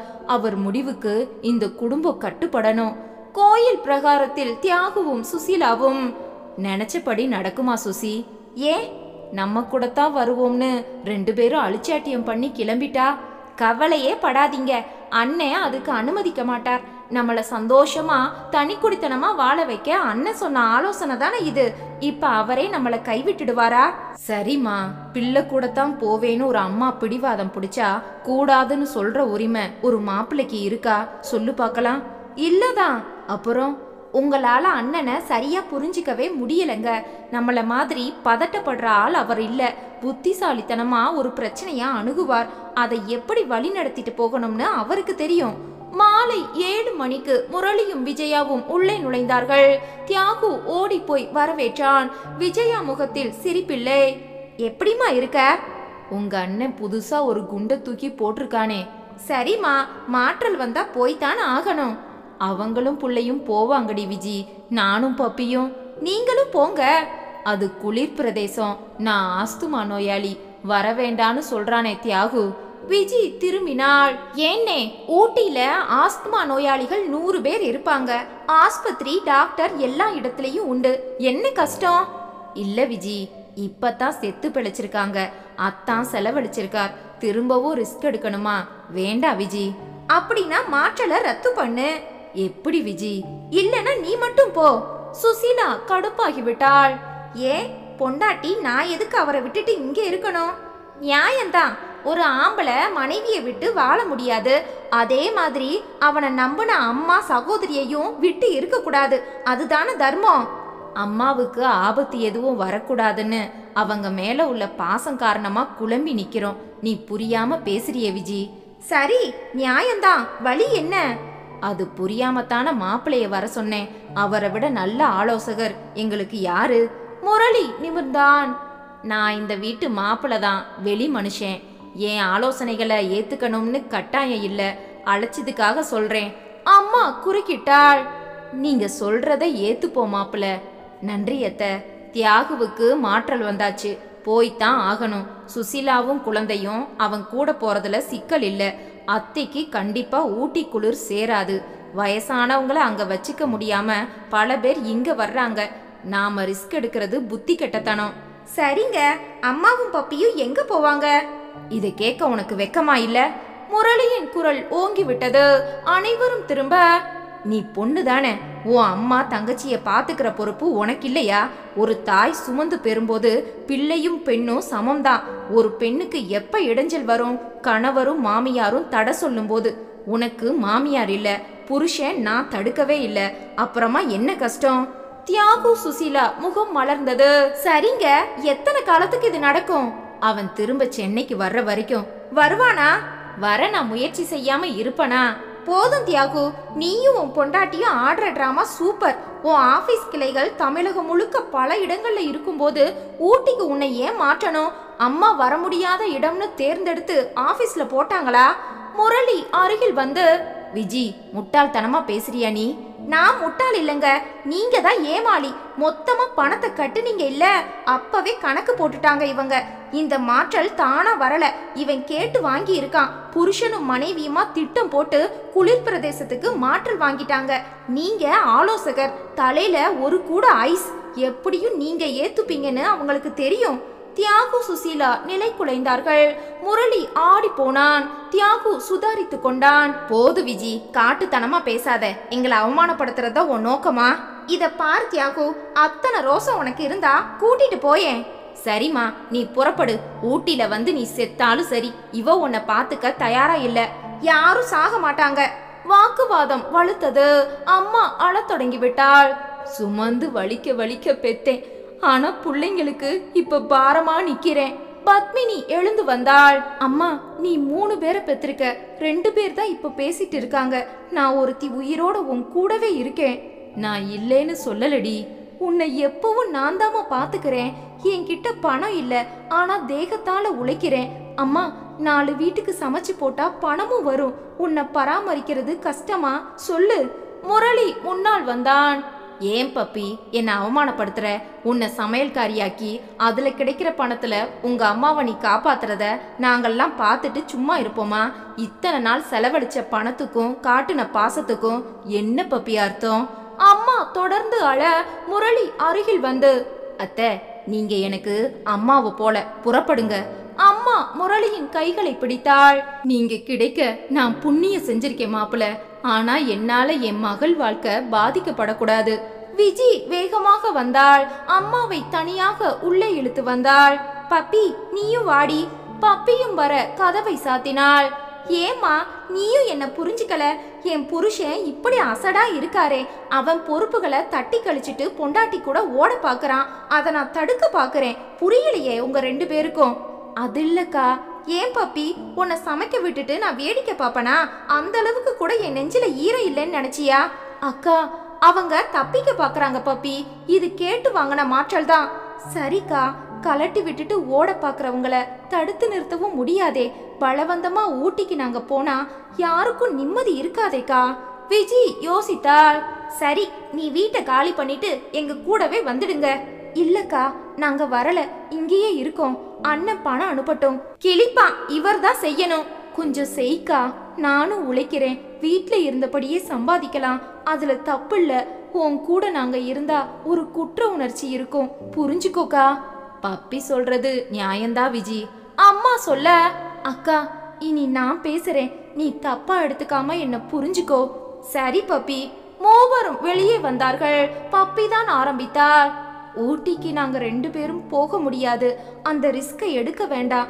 அதுக்காக அக்கா வீட்ல போய் இருக்கிறது தன்மானத்துக்கு சரிப்படாது. ஏன் பப்பி? முரளி குறுக்கிட.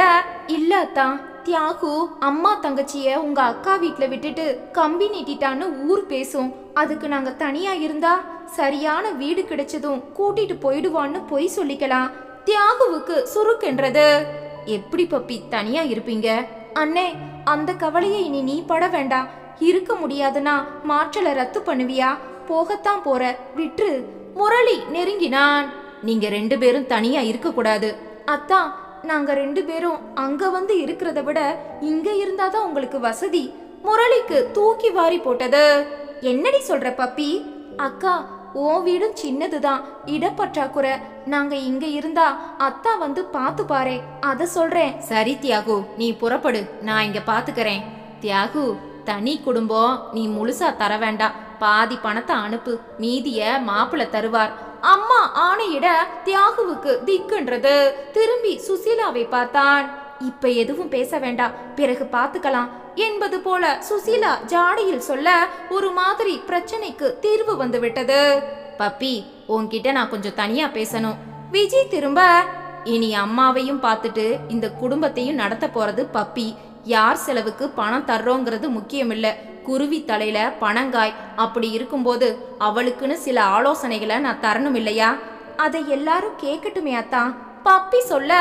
இல்லடி, அத்தா சொன்னா அர்த்தம் இருக்கும், நீ அவர் கூட போ. வா பப்பி. முரளி உள்ளே வந்தான். கதவை சாத்தினான். பப்பி விசுக்கன திரும்ப வேகமாக நெருங்கி அவளை கட்டி அணைத்து முத்தமிட முயல பப்பி ஆவேசமாக பிடித்து தள்ளிவிட்டாள். கதவை திறந்து ஊரை கூட்டட்டுமா? ஏன் கண்ணு பதட்டப்படுற? எங்க வீட்டுக்கு உன்னை கூட்டிட்டு போய் ருசிக்கலாம்னு நினைச்சேன், உடைச்சிட்ட. நல்லதுதான். நோயாளி மாமியார் கண்ல மண்ணை தூவி உன் கூட படுக்கிறது இன்னும் சுலபம். பப்பி பேசவில்லை. இத பாரு பப்பி, உங்க அண்ணன் ஊட்டிக்கு தானா போகல. அவனுக்கு அந்த யோசனைய சொல்லி அவனை துரத்தி விட்டதே நான் தான். அட பாவி! நோயாளி மாமியார், மலட்டு மனைவி, 2 பேருக்கும் அல்வா கொடுத்து உன்னை அடைகிறது கஷ்டமா? நீயா இணங்குனா ராணி மாதிரி இருக்கலாம், இல்லேனா பொறுத்தது போதும்னு முடிவெடுத்து ஆம்பளையா நடக்க வேண்டி வரும். பஞ்சு மாதிரி படுக்கைக்கு வர்றியா, பலாத்காரம் தான் வேணுமா? நீயே முடிவெடு ராஜாத்தி. நாளைந்து நாட்களில் தியாகு ஆர்டரை வாங்கிவிட்டான். நாளை மறுநாள் புறப்பட வேண்டும். ஏற்கனவே ஆபீஸ் மூலம் சொல்லி வாடகைக்கு ஒரு வீட்டை கம்பெனி ஏற்பாடு செய்திருந்தது. ஆனாலும் தேவையான பொருட்கள் வேண்டுமல்லவா? தனி குடித்தனம் வேறு. பேக்கர்ஸ் நிறுவனம் ஒன்றை பிடித்து பதிவு செய்து விட்டான். அவர்கள் மறுநாள் காலையில் வந்து இறங்க TV, fridge, mixie, washing machine, கட்டில் என தொடங்கி இவர்கள் உத்தரவிட வரிசையாக ஏற்றிக்கொண்டே இருந்தார்கள். அம்மா படுத்த கட்டிலை கூட விட்டு வைக்கவில்லை. அம்மாவை தரையில் பெட்ஷீட் போட்டு படுக்க வைத்துவிட்டு சுசீலா கொஞ்சமும் இரக்கமில்லாமல் அதையும் பேக் செய்தாள். ஏறத்தாழ வீடே காலியாகிவிட்டது. புதிதாக குடிவரும் வீடு போல இருந்தது. சமைத்து சாப்பிட கொஞ்சம் பாத்திரங்கள், பழைய பீரோவில் இவர்களுக்கு உடுத்த துணிகள், அவ்வளவுதான். மளிகை சாமான்கள் கூட அதிகபட்சம் 3 நாளைக்கு வரலாம். மாலைக்குள் சகலமும் பெரிய டெம்போவில் ஏற்றப்பட்டு புறப்பட்டு விட்டது. தியாகு ஆபீஸ் ஆட்களுடன் செல்போனில் பேசிக்கொண்டு பரபரப்பாக இருந்தான். தியாகு உபயோகப்படுத்துற பைக் எங்க சுசி? நண்பருக்கு கொடுத்திருக்கார், அங்க போய் தேவைப்பட்ட பாத்துக்கலாம். இருவரும் ஏதோ வாங்க வெளியே போக, என்னடி பப்பி இது, வீட்டையே காலி பண்ணி எடுத்துட்டு போறாங்களே. தப்பில்லம்மா, அண்ணன் சம்பாத்தியத்துல வாங்கின பொருட்கள் எல்லாமே எடுத்துட்டு தானே போவாங்க. அப்படின்னா நானும் உங்க அப்பாவும் குடித்தனமே நடத்தலையா பப்பி? தெரியலம்மா. பெத்து புள்ளைகளை வளர்க்க என்ன பாடுபடுறோம், அதுக்கெல்லாம் ஒரு அர்த்தமே இல்லையா? அம்மா, இனிமே நீ அழுதா கஷ்டங்கள் முழுக்க எனக்கு தான் வேணுமா?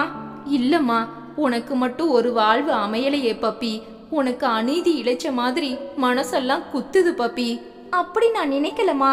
இவனை நம்பி லாபம் இல்ல. ஊட்டிக்கு இவனை அவங்க மாத்தல. விஜி சொன்ன மாதிரி இவன் கேட்டு வாங்கி இருக்கான். இவன் மனச கெடுத்த பாவி யாரோ எனக்கு தெரியுமா? என்ன பப்பி சொல்ற? அத நான் சொன்னாலும் அந்த பாவிய மட்டும் நம்மளால தண்டிக்கவே முடியாதுமா. நிச்சயமா முடியும் பப்பி. யாரது சொல்லு. பப்பி உற்று பார்த்தாள். சொல்லு பப்பி. கடவுள்மா. பப்பி அப்படியெல்லாம் சொல்லாதம்மா. இன்னைக்கு கால் வைத்து கஞ்சி நாம குடிக்க காரணம் அந்த கடவுள் தான். 1000 வேதனைகள் இருந்தாலும் ஆண்டவனை மட்டும் பழிக்கவே கூடாதுமா. பப்பி சிரித்தாள். தியாகு உள்ளே வர சுசிலா பின்பற்ற அம்மா மகள் மௌனமாகிவிட்டார்கள். இரவு சாப்பாடு ஆனது. சுசிலா, நாளைக்கு போறோம். அம்மா கிட்ட போய் கொஞ்ச நேரம் பேசலாம். எதுக்கு? என்ன சுசிலா நீ? மாப்பிள்ள நமக்காக நல்ல யோசனை தந்தாலும் இவங்க 2 பேரையும் விட்டுட்டு போகும்போது குற்ற உணர்ச்சியில மனசு தடுமாறுது. அதனால தான் உங்க அம்மா கிட்ட பேச வேண்டாம்னு சொல்றேன். சுசி, உணர்ச்சி வசப்பட்டு நீங்க பேசுவீங்க, அவங்க குற்றம் சாட்டுவாங்க, இல்லைன்னா அழுவாங்க. பப்பியும் விஜி மாதிரி பேச தொடங்கிட்டா இதனால அமைதி குலையும். உங்களுக்கு குற்ற உணர்ச்சி அதிகமாகும். போகணும்னு முடிவெடுத்து பொருட்களை கூட ஏத்தி அனுப்பியாச்சு. மனசையும் அனுப்பிடுங்க. நீ என்ன சொல்ற? போய் படுங்க. பெரிய உத்தரவாக இருந்தது. தியாகு அதற்கு கட்டுப்பட்டான். காலை 8 மணிக்கு புறப்பட வேண்டும். 7 மணிக்கே முரளியும் விஜியும் வந்து விட்டார்கள். அம்மா, நீயும் பப்பியும் அவங்க கூட போறதா முடிவெடுத்தாச்சா? இல்லையேம்மா. விளையாடுறியா? வீடே காலியா இருக்கு. பப்பி அருகில் வந்தாள். இல்லையேக்கா, சமைக்க பாத்திரங்களும் உடுத்த துணியும் அம்மாவோட பழைய ஸ்டவ்வும் இருக்கே. பைப்புல தண்ணி, ஜன்னலை திறந்தா காத்து எல்லாம் அப்படியே இருக்கேக்கா. சுசீலாவுக்கு குத்தியது. என்ன தியாகு இது? நீ செய்யறது நியாயமா இருக்கா? இவங்க 2 பேரையும் விட்டுட்டு போறதே அநீதி. இதுல எல்லாத்தையும் சுருட்டிட்டு போனா நியாயமா? இரு விஜி, யாரும் சுருட்டல. எல்லாம் அவர் சம்பாதிச்சது, புரியுதா? உங்க அம்மா குடித்தனம் நடத்தும் போது இருந்த பொருட்கள் எதையும் நாங்க எடுத்துட்டு போகல. விஜி பேச முன்வர, விஜி போதும், கடைசி நேரத்துல கெட்ட பேர் எடுக்காத. அவங்கள நல்லபடியா வழி அனுப்பு. இல்லைங்க விஜி, இனிமே அத்தையும் பப்பியும் நம்ம பொறுப்பு, புரியுதா? பேசுனா நமக்கு தான் கேவலம். குரலில் கண்டிப்பு இருந்தது. தியாகு சுசிலா குழந்தையுடன் புறப்பட்டார்கள். அம்மா காலில் விழுந்தார்கள். அம்மா முகத்தில் வெறுப்பு இருந்தாலும் பெற்ற மகன் என்பதால் ஆசீர்வதித்தாள். தியாகு பப்பியிடம் வந்தான். ஒரு நிமிஷம் உள்ள வானே. என்னம்மா? தியாகுவுடன் சுசிலாவும் வர, இருங்க நீ, இனிமே அண்ணன் முழுக்க முழுக்க உங்களுக்கு தான். ஒரு 5 நிமிஷம் எனக்கு விட்டு கொடுங்க. நிச்சயமா உங்களை நான் குறை சொல்ல மாட்டேன். தியாகு உள்ளே வந்தான். பப்பி கதவை சாத்த முரளி முகம் மாறியது. என்ன பப்பி? விஜிகா சொன்ன மாதிரி உனக்கு மாற்றல் வரல. நீயா கேட்டு வாங்கின. அது கூட சத்தியமா உனக்கு தோணாது. ஏன்னா நீ கெட்டவை இல்ல. உன்னை தூண்டி விட்டு இந்த முடிவுக்கு கொண்டு வந்த பாவிக்கு உன்னை எங்களை விட்டு பிரிக்கிற காரணமா என்ன லாபம்னு நிதானமா யோசி. பப்பி, இப்ப அவசரம் இல்ல. உன்னை உசிப்பி விட்டது யாருன்னு உனக்கு தெரியும். சொந்த லாபம் இல்லாம யாரும் எந்த தியாகமும் செய்யறதில்ல. அதுக்கு வேறு எதுன்னு கண்டுபிடிக்கிற புத்திசாலித்தனம் உனக்கு வந்தா என்ன ஒரு நிமிஷம் நினைச்சுக்கோ. இப்ப நீ போகலாம். தியாகு குழப்பத்துடன் ஓரடி எடுத்து வைக்க, அண்ணே நில்லு. நிச்சயமா உன்னை உசிப்பி விட்டது அண்ணி இல்ல. இத நான் சொன்னேன்னு அண்ணி கிட்ட சொல்லு. ஒரு மகளுக்கு அண்ணி தாய். ஒரு நிமிஷம் அம்மாவா இருந்து என்னைக்காவது ஒரு நாள் என்ன பார்க்க சொல்லு. இனி நீ போகலாம். சரக்கென கதவு திறந்து தியாகு வெளியே வந்தான். நாங்க புறப்படுறோம். வாசல் வரை அனைவரும் வந்தார்கள். வழி அனுப்பினார்கள். கார் புறப்பட்டு போனது. விஜி அவசரமாக உள்ளே வந்தாள். என்னடி பேசுன அவன்கிட்ட? அக்கா, நீ சொன்னது நிஜமா இருந்தா அண்ணனை தூண்டி விட்ட பாவிக்கு என்ன நோக்கம்னு யோசிக்க சொன்னேன். முரளி நிமிர்ந்து பார்த்தான். புருஷனை புகுந்த வீட்ல இருந்து பிரிக்கிற மனைவிக்கு புதுசா என்ன நோக்கம் இருக்க முடியும் பப்பி? அதானே முரளி சொல்ல பப்பி உள்நோக்கி நடந்தாள். கதவருகில் போய் திரும்பினாள். அக்கா, அண்ணி குற்றவாளி இல்ல, கிடைச்ச வாய்ப்பை பயன்படுத்திக்கிட்டா, அவ்வளவுதான். முரளிக்கு முகம் சூடாகி விட்டது. என்னங்க, புறப்படலாமா? இருடி, வீடே காலியா இருக்கு, இவங்களுக்கு என்ன தேவைன்னு கேட்க வேண்டாமா? இந்த வீட்டை சுமாரா நிரப்ப லட்சத்துக்கு மேல செலவாகும், இருக்கா? மாப்பிள்ள, எங்களுக்கு எதுவும் தேவையில்லை, அடிப்படை தேவைகள் நிறைவேறினா போதும். முரளி பேக் திறந்து 5000 பணத்தை எடுத்தான். பப்பி, இத புடி. வேண்டாம், 4 நாளைக்கு ஓட்ட முடியும், இருக்கு. அதுக்கு மேல என்ன வேணுமோ அதை நான் சம்பாதிச்சுப்பேன். என்னடி சொல்ற? அக்கா, இல்லைன்னா உன்னை தேடித்தான் வருவேன். உன்னை விட்டா எனக்கு யார் இருக்காங்க? ஆனா உன்னை நான் தேடி வராத அளவுக்கு தெய்வம் என்ன நிலைக்க வைக்கணும்னு நீ வேண்டிக்கோ. விஜி அருகில் வந்தாள். பப்பிமா, கோபத்துல நான் பேசுறது தியாகுவுக்கு உரைக்க, ஆனா உன்னையும் அம்மாவையும் நாங்க விட்டுற மாட்டோம், புரியுதா? உனக்கு ஒரு வாழ்க்கைய நாங்க அமைச்சு தர்றோம், போலாமா? முரளி திரும்பி திரும்பி பார்த்தபடி நடந்தான். ஊட்டிக்கு வந்து விட்டார்கள் தியாகுவும் சுசிலாவும். கம்பெனி ஆள் வந்து வரவேற்றான். வீடு தயாராக இருந்தது. இவர்கள் வருவதற்கு முதல் நாளே டெம்போ புறப்பட்டு விட்டதால் பொருட்கள் வந்து இறங்கிவிட்டன. பேக்கர்ஸ்கள் பொருட்களை அழகாக வீட்டில் நிரப்பினார்கள். ஒரு மேட்டு பகுதியில் வீடு இருந்தது. அங்கிருந்து பார்த்தபோது இயற்கை காட்சிகள் கண்களை இழுத்தன. காற்றில் குளிர் இருந்தது. சுசிலாவுக்கும் குழந்தைக்கும் அந்த புதிய சூழல் ரொம்பவும் பிடித்து விட்டது. என்னங்க, இன்னைக்கு சமைக்க முடியாது, நல்ல ஹோட்டலா தேடி போய் சாப்பிடலாம். அப்பா, கார்டன் போட் ஹவுஸ் எல்லாம் பார்க்கணும். இருடி, இனிமே இங்க தானே நிரந்தரமா இருக்க போறோம், ஒவ்வொன்னா பார்க்கலாம். சரிம்மா. ஆபீஸ் ஆட்களுடன் தியாகு தொடர்பு கொண்டான். வந்துட்டேன், எல்லாம் வசதியா இருக்கு. சரி, நாளைக்கு காலையில டியூட்டியில சேர்ந்துடுறேன். சுசிலா வீட்டை சீர்படுத்தி கொண்டிருந்தாள். அக்கம் பக்கத்தில் வீடு இருந்தது. அவர்கள் வந்து எட்டி பார்க்க உள்ளே அழைத்தாள். மெல்ல பழகி கொள்ள ஆரம்பித்தாள். அன்று இரவு சாப்பாடு முடிந்து குழந்தை உறங்கிவிட்டது. நான் ரொம்ப சந்தோஷமா இருக்கேன், ஆனா உங்க முகத்துல சிரிப்பே இல்ல. பப்பி உங்களை தனியா கூப்பிட்டு என்ன சொன்னான்னு நான் கேட்டதுக்கு நீங்க இன்னும் பதில் சொல்லலையே.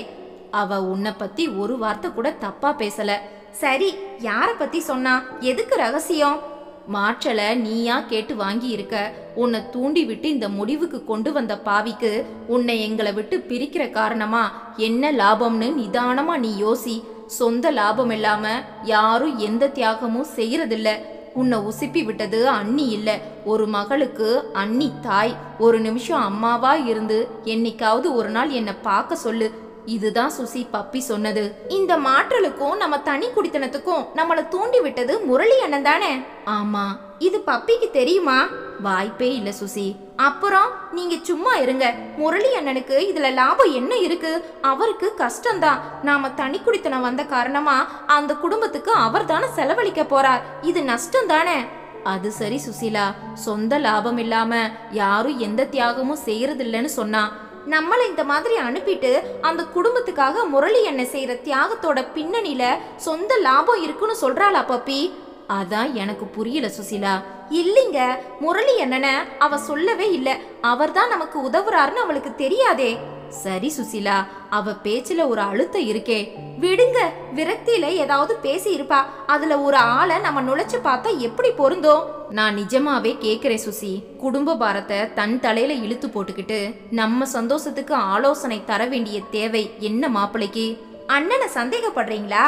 இல்லடி, கேள்வி கேக்குறேன். சொந்த லாபம் இல்லாம யாரும் எந்த தியாகமும் செய்யறதில்லைன்னு பப்பி சொன்னது ரொம்ப உறுத்துது. ஏன்னா அது உண்மைதான். சுசிலா பேசவில்லை. தனியா என்ன கூப்பிட்டு அழுத்தம் திருத்தமா பப்பி பேசுறானா அதுல நமக்கு ஒரு தகவல் இருக்கு சுசி. அதை இப்பவும் நம்மளால புரிஞ்சுக்க முடியல. சரி விடுங்க, இதையே போட்டு மண்டையை குழப்பிட்டா ஊட்டிக்கு வந்த சந்தோஷமே போயிடும். தனியா வாழ வந்திருக்கோம், அதை உபயோகப்படுத்துங்க. அருகில் நெருங்கி மார்பில் சாய்ந்தாள். ஏய், என்ன குளிருதுங்க? போர்வை எடுத்து போத்திக்கோ. 2 பேருக்கும் ஒரே போர்வை போதும். என்னடி பேச்செல்லாம் ஒரு தினுசா இருக்கு? புரியல? நீ ஒரு ஆம்பளையா? கூட்டு குடும்பத்துல வாழ்ந்து குடும்பத்துக்கு பயந்து ஒன்னா கூட இல்லையே. சுசி, என்ன நீ கெட்ட வார்த்தை பேசுற? பின்ன உன்ன மாதிரி ஆம்பளைக்கு அப்பவாவது அறிவு வருதான் பார்க்கணும்ல.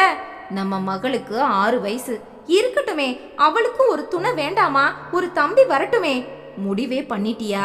சுசிலாவின் ஆவேசத்தில் தியாகு மிரண்டு போய் அவளுக்கு கட்டுப்பட்டான். நீண்ட நாள் கழித்து தாம்பத்தியம். கூட்டு குடும்பத்தின் சாபக்கேடு. எல்லாம் முடிந்து சுசிலா உறங்கி போனாள். தியாகுவுக்கு உறக்கமே வரவில்லை. அம்மா பப்பியை நினைத்த போது தாங்க முடியாத குற்ற உணர்வு நெஞ்சை பிசைந்தது. மறுநாள் அம்மாவுக்கு வேண்டியதை செய்து வைத்துவிட்டு பப்பி உடை மாற்றிக்கொண்டு புறப்பட்டாள். பப்பி, வர நேரமாகுமாமா? இல்லம்மா, சீக்கிரம் வந்துடுறேன். உனக்கு எல்லாம் எடுத்து வச்சிருக்கேன். ஏதாவது செஞ்சாகணுமேமா. ஜாக்கிரதமா. நீ கவலைப்படாத, நான் பாத்துக்கிறேன். பப்பி அடுத்த அரை மணியில் சுகிர்தாவின் எதிரே இருந்தாள். சுகிர்தா வங்கியில் வேலை பார்ப்பவள். சமூக சேவை, மகளிர் இயக்கம் என சகலகலாவள்ளி. பப்பி நிலைமையை சொன்னாள். எனக்கும் எங்க அம்மாவுக்கும் தேவையானதை நான் சம்பாதிக்கணும் சுகிர்தா. யாரும் உதவுறது எனக்கு பிடிக்கல. வாடகை, மளிகை, பால், போக்குவரத்து, குடும்ப தேவைகள், மருந்து எல்லாம் சேர்த்து மாசம் 10,000 ரூபாய் தேவைப்படுது. என்ன செய்யலாம்? ஊறுகாய், சிப்ஸ், அப்பளம் இதுக்கெல்லாம் தனி வகுப்பு இருக்கு. நீ சேரு, ஒரு வாரம் போதும். ஆர்டர்ஸை நான் புடிச்சு தர்றேன். முதலீட்டுக்கு பேங்க்ல லோன் ஏற்பாடு பண்றேன். அப்புறமா வியாபாரத்தை விரிவுபடுத்துறது ஓ சாதுரியம். என்ன சொல்ற? நான் உழைக்க தயார் சுகிர்தா. என் காலில் நான் நின்னுட்டா அதுவே போதும். முடியும் பப்பி. தன்மானமும் தன்னம்பிக்கையும் கை கோர்த்துக்கிட்டா வெற்றி கைக்கு ஏற்ற தூரத்துல தான். புரியுதா? உடனே ஏற்பாடுகளை செய்யுங்க. நீ ஒரு அப்ளிகேஷனை லோனுக்கு இப்பவே நிரப்பி கொடு. நான் சிபாரிசு பண்றேன். நானே கொஞ்சம் பணம் தர்றேன். பொருட்களை வாங்கிடு. சில ஆர்டர்களையும் இப்பவே புடிச்சு தர்றேன். போன் மூலம் சுகிர்தா சில இடங்களுக்கு பேசினாள். பத்மினியுடன் மார்க்கெட் வந்து தேவையான பொருட்கள், பேக்கிங் மெட்டீரியல்களை சுகிர்தாவே வாங்கி தந்தாள். வகுப்பில் சேர்த்தும் விட்டாள். பத்மினி பரபரப்பாகிவிட்டாள். வீடு திரும்ப அக்காவின் குரல். இந்த சண்டாளனும் வந்துட்டானா? உள்ளே வர, மாப்பிள்ள ஆபீஸ் வேலையா பெங்களூர் போயிருக்காராம். வர 4 நாள் ஆகுமா? நீ இங்கேயே இருக்கியாக்கா? இன்னைக்கு இருக்கேண்டி, நாளைக்கு போகணும் பப்பி. போகாதக்கா. சரி, பாக்குறேன். பப்பி தன் முயற்சிகளை சொல்ல விஜய்க்கு சந்தோஷமாக இருந்தது. உன்னால முடியுமா பப்பி? முடியணுக்கா. முயற்சி செஞ்சா தானே உயர முடியும். மத்தவங்க நிழல்ல எத்தனை காலம் நிக்கிறது? செய்யறவங்களுக்கும் ஒரு அலுப்பு வந்துடக்கூடாது இல்லையா? ஓ முயற்சிகளுக்கு என் வாழ்த்துக்கள்டி. என்ன உதவிகள் வேணும்னாலும் கேட்டுக்கோ. சரி, இந்த 4 நாட்களும் அம்மாவை நான் பாத்துக்கிறேன். நீ உன் வேலைகளை கவனி. நன்றிக்கா. பரபரவன பத்மினி செய்ய தொடங்கிவிட்டாள். காலையில் பயிற்சி வகுப்பு, பிறகு சுகிர்தா சொன்னதை வைத்துக்கொண்டு கடைகள், வீடுகள் என ஆர்டர் பிடிக்கும் வேலை, வீட்டில் வந்து தயாரிப்பு. விஜி பத்மினி செய்த ஊறுகாய், சிப்ஸ், பொடி வகையறாக்களை ருசி பார்த்தாள். பிரமாதமா இருக்கு பப்பி. நிச்சயம் உனக்கு ஆர்டர்கள் குவிய போகுது பாரு. உன் சொல் பழிக்கட்டும்க்கா. அக்கா, என்னோட சிறு தொழில் முயற்சிகளை இப்போதைக்கு அத்தான் கிட்ட சொல்லாத. ஏன் கஷ்டப்படுறேன்னு தடுப்பார். சரிம்மா, சொல்லல. 5ஆம் நாள் காலை முரளி வந்து விட்டான். ரயில் இறங்கி நேராக இங்கே. நான் இங்கே தாங்க இருக்கேன். சந்தோஷம். நானும் இங்கேயே குளிச்சு சாப்பிட்டுட்டு போயிடுறேன். ஆமாங்க. பப்பி, டவல் எடுத்துட்டு வா. சோப்பு எங்க இருக்கு? அக்கா, நான் எல்லாம் எடுத்து தர்றேன். நீ கொண்டு போய் கொடு. முரளி தலைகீழாக நின்றும் பப்பி கண்ணில் படவே இல்லை. ஏமாற்றமாக இருந்தது. அல்வா குடுக்குறியா மகளே? உங்க அக்கா நந்தி மாதிரி நிக்கிறா. வழி இல்ல. இனி அவ இந்த வீட்டு பக்கம் வரக்கூடாது. இடைஞ்சல். வராம தடுத்துடுறேன். சாப்பாடு கூட விஜிதான் பரிமாறினாள். பப்பி எங்கடி? கடைக்கு போயிருக்காங்க. அவளுக்காக காத்திருக்க வேண்டாம். நாம புறப்படலாம். முரளி கடுப்பாகி விட்டான். கிழவிக்கு மாத்திரையை கொடுத்து தூங்க வச்சுட்டு கடமையை நிறைவேற்றிடணும். இனிமே தள்ளி போட்டா தாங்க முடியாது. 2 வாரங்கள் முடிவதற்குள் பப்பிக்கு எதிர்பார்த்ததை விட 4 மடங்கு ஆர்டர்கள் கிடைத்து விட்டது. பொருட்களின் தரத்தில், ருசியில் வசப்பட்டு வாய்வழி தகவல் போய் தேடி வர தொடங்கிவிட்டார்கள். அம்மா, பேச்சுலர்கள் 20 பேர் இருக்காங்க. சாப்பாடு டிஃபன் தர முடியுமா? அவங்களே வீட்டுக்கு வந்து வாங்கிட்டு போவாங்க. காலையில, மத்தியானம், ராத்திரி 3 வேளைக்கு வேணும். பப்பி படக்கன ஒப்பு கொண்டு விட்டாள். உடனே முன்பணம் வந்து விட்டது. ஏறத்தாழ 20,000 ரூபாய் முன்பணம். பேங்க் லோன் தொகை வேறு இருந்தது. பப்பிக்கு உற்சாகத்தில் கண்மொழி பிதுங்கி விட்டது. காலை 4 மணிக்கு எழுந்தால் இரவு 11 மணிக்கு உறக்கம். வீட்டு வேலைகள், வெளி வேலைகள், ஒரு நொடி கூட ஓய்வில்லை.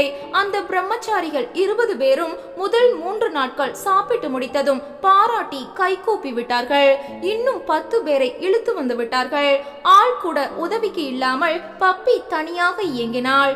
1 மாதம் முடிவதற்குள் வங்கி கடனை முழுமையாக அடைத்தும் விட்டாள். அம்மா, வீட்டுக்கு தேவையான சகல பொருட்களையும் 1 வருஷத்துல வாங்கிடலாம். நடுநடுவே முரளி வந்தான். என்னதான் மறைத்தாலும் முடியவில்லை.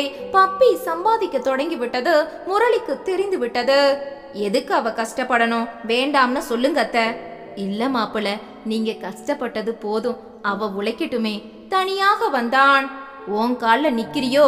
பின்ன உதவி செய்யறேன் பேர் வழின்னு ஆபாசமா நடந்துக்கிற ஆசாமிகளோட ஆதரவு இங்க வேண்டாம். சரி விடு, எனக்கு எப்ப கருணை காட்ட போற? நாள் குறிச்சிட்டு கூப்பிடுறேன். நிஜமாவா? ஆமா. என்ன நீ ஏமாத்தன?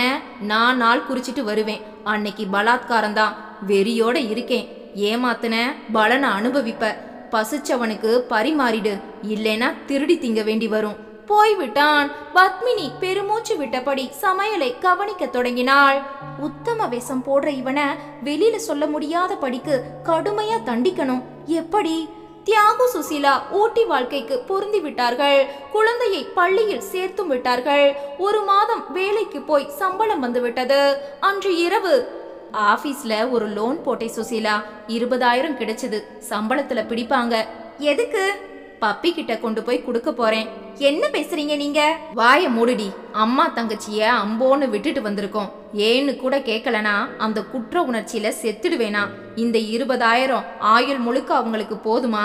கொஞ்சமாவது கொடுத்தோம்னு திருப்தி இருக்கும். சுயநலமா நடந்தா நம்ம புள்ள உருப்படாது. பெரியவங்க கண்ணீருக்கு சக்தி அதிகம், புரிஞ்சுக்கோ. சுசீலா பயந்து விட்டாள். நாளைக்கு நான் போறேன். 2 நாள் அவங்க கூட இருந்துட்டு திரும்பி வர்றேன். உனக்கு புருஷனா மட்டுமே இருந்துட்டா நீ சந்தோஷமா இருப்ப. மன உளைச்சல்ல நான் மென்டல் ஆயிடுவேன். அப்புறமா ஆயுள் முழுக்க நீ அழுவ, புரியுதா? மறுநாள் காலை சுசீலா தியாகுவுக்காக பேக் செய்து கொண்டிருந்தாள். பக்கத்து வீட்டம்மா பார்க்க வந்தாள். சுசீலாவை தனியாக அழைத்து போய் நிறைய பேசி கண்ணீர் விட்டு வெளியேறினாள். ஏன் அலறாங்க? என்ன பிரச்சனை? இந்த அம்மா தங்கச்சிக்கு யாரும் இல்லைன்னு இவங்க கூட இருக்கா. இவங்க வீட்டுக்காரர் நல்லவர் மாதிரி இருந்துட்டு மச்சினி மேல கை வச்சுட்டாராம். அவளும் இணங்கி இருக்கா. விரட்டவும் முடியாது, வெளியில சொல்லவும் வழி இல்ல. குடும்பமானம் குமுறி அழுறாங்க. உத்தமன்னு நினைச்ச புருஷன் மாறிட்டான். தியாகு குளிக்க போனான். உத்தமன்னு நினைச்ச புருஷன் மாறிட்டான். சொந்த லாபம் இல்லாம யாரும் எந்த தியாகமும் செய்யறதில்ல. உன்னை எங்களை விட்டு பிரிக்கிற காரணமா அந்த பாவிக்கு என்ன லாபம்னு யோசி. தியாகுவுக்கு ஒரு நொடி மின்சாரம் பாய்ந்தது. மாப்பிள்ளைக்கு பப்பியிடம் மோகமா? குழந்தை பெறாத விஜி வேறு. எங்களை விலக்கினால் பப்பியின் பாதுகாப்பு வளையம் உடைந்துவிடும். நோயாளி அம்மாவின் கண்களை கட்டுவது கஷ்டமில்லை என்ற எண்ணமா? இது தெரிந்தும் அக்கா வாழ்வுக்காக, குடும்ப மானத்துக்காக பப்பி ஊமையாகி விட்டாளா? தியாகு நிலை குலைந்தான். இதேதான். சுசிலாவிடம் சொல்லி பார்க்கலாமா? வேண்டாம், நம்ப மாட்டாள். பப்பிக்கு என்ன நேர்ந்தாலும் சுசிலாவை அது பாதிக்காது. நாளைக்கு பப்பியிடம் பேசிவிட வேண்டும். இதுதான் நிஜம் என்றால் கையோடு அம்மாவை மட்டும் விஜயிடம் விட்டுவிட்டு பப்பியை அழைத்து வரணும். ஒரு அண்ணனா இருந்துட்டு முட்டாளா வாழ்ந்துட்டேனே. மாலை ரயிலில் தியாகு ஏறி உட்கார்ந்து விட்டான். பப்பி இரவு சாப்பாட்டை அனுப்பிவிட்டு மறுநாளைக்கான கறிகாய்களை தயார் செய்து கொண்டிருந்தாள். அம்மா எழுந்து உட்கார்ந்தாள். இத்தனை உழைப்புக்கு உன் உடம்பு தாங்குமா பப்பி? வேற வழி இல்லம்மா. சுகீதா கடவுள் என்னை தூண்டி விட்டு சம்பாதிக்கிற வழிய காட்டிட்டாங்க. ஆர்டர் புடிச்சாச்சு. பணம் நிறைய வருது. அதை தக்க வச்சுக்கணும்னா உழைக்க வேண்டாமா? எனக்கு சாப்பாடு கிடைக்குமா? குரல் கொடுத்தபடி உள்ளே வந்தது முரளி. வாங்க மாப்பிள்ள. அத்தை, இன்னைக்கு சாப்பிடாம இங்க இருந்து போறதில்லன்னு முடிவோட வந்திருக்கேன். சாப்பிடுங்க மாப்பிள்ள. உங்களுக்கு இல்லாததா? பப்பிய விட்டு பரிமாற சொல்லுங்க. பப்பி மாட்டேன்னு சொல்லிட்டா நானே எடுத்து சாப்பிட வேண்டி இருக்கும். பப்பிக்கு புரிந்து விட்டது. ஒரு முடிவோடு தான் வந்திருக்கிறான். பப்பி உள்ளே போன நேரம் அம்மாவுக்கு கோயில் பிரசாதம் என கொஞ்சம் வெண்பொங்கல் தந்தான். அதில் உறங்க வைக்கும் மருந்து கலந்திருந்தது. முரளி சாப்பிட்டு முடிப்பதற்குள் அம்மா உறங்கிவிட்டாள். அத்தை இனி காலையில தான் எழுந்திருப்பாங்க. விஜி கிட்ட ஆபீஸ் வேலைன்னு சொல்லிட்டேன். வயிறு நிரம்பி இருக்கு பப்பி, மனசும் நிரம்பணும். நீயே வந்துடு, இல்லைன்னா நினைச்சதை முடிக்காம வெளியே போக மாட்டேன். துணிஞ்சு வந்திருக்கேன். வாங்கத்தான், உள்ள வாங்க. பப்பி ட்ரெஸ் மாத்திக்கங்க. வேட்டி தரவா? பப்பி நிஜமாவா பேசுற? சரி, இனி தள்ளி போட முடியாதுன்னு புரிஞ்சுக்கிட்டேன். தப்பிக்கவும் முடியாது. வேற வழி? நீ புத்திசாலி. உள்ள போங்க, பாலோட வர்றேன். உள்ளே வந்து அடுப்பில் கரண்டியை போட்டாள். பப்பி நான் குளிக்கட்டுமா? பாத்ரூம்க்கு போங்க. டவல் சோப் எல்லாம் நான் கொண்டு வர்றேன். முரளி உள்ளே போய்விட்டான். சில நிமிடங்களில் பழுக்க காய்ச்சிய கரண்டியை பத்திரமாக எடுத்துக்கொண்டு பப்பி வந்தாள்.